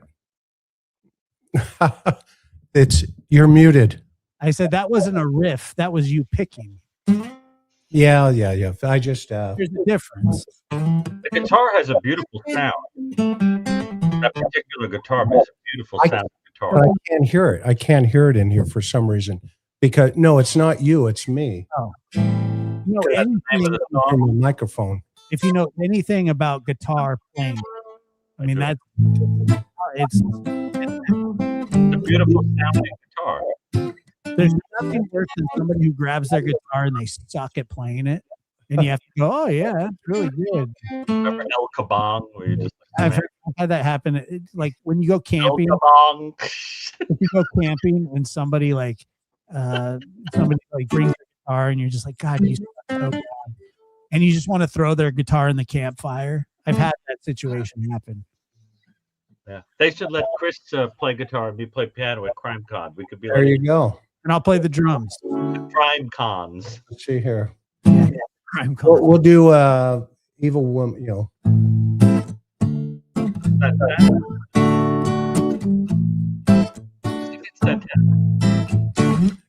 Evil Ways. Oh, Evil Ways. Guys, all right. Well, thank you. Have a good night. I gotta go take these dogs out. Appreciate you, John. Always, my friend Chris. Love you, buddy. Dr. Gary, thank you as well. You guys, Chris, you have a show Sunday, correct? Sunday. Sunday. All right. You So and Karen? I'm not sure yet. She's the colonel. I'm just the lance corporal, and she's putting it together. But yeah, no. If hopefully something changes here for the family, and of course, I think we all, continue to pray for everybody on this this whole thing. So no doubt. But No doubt. a lot of unanswered questions. Thanks, Josh. Have a good night. Thank you, Lab. Take care. Thank Take you, care. John. Thank you, John. Gary. Thank you, Gary. Bye. Take care. All right, guys. Thank you so much for being here. I appreciate it. It was a packed house tonight, and you guys are always awesome. And thank you. And once again, thank you for all the heartwarming messages and support during this difficult time, in my life. So thank you. I'm doing great. Honestly, I feel okay.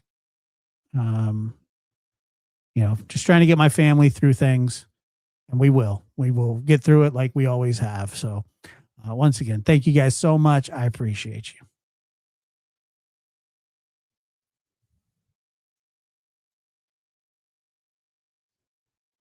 Haters are going to hate.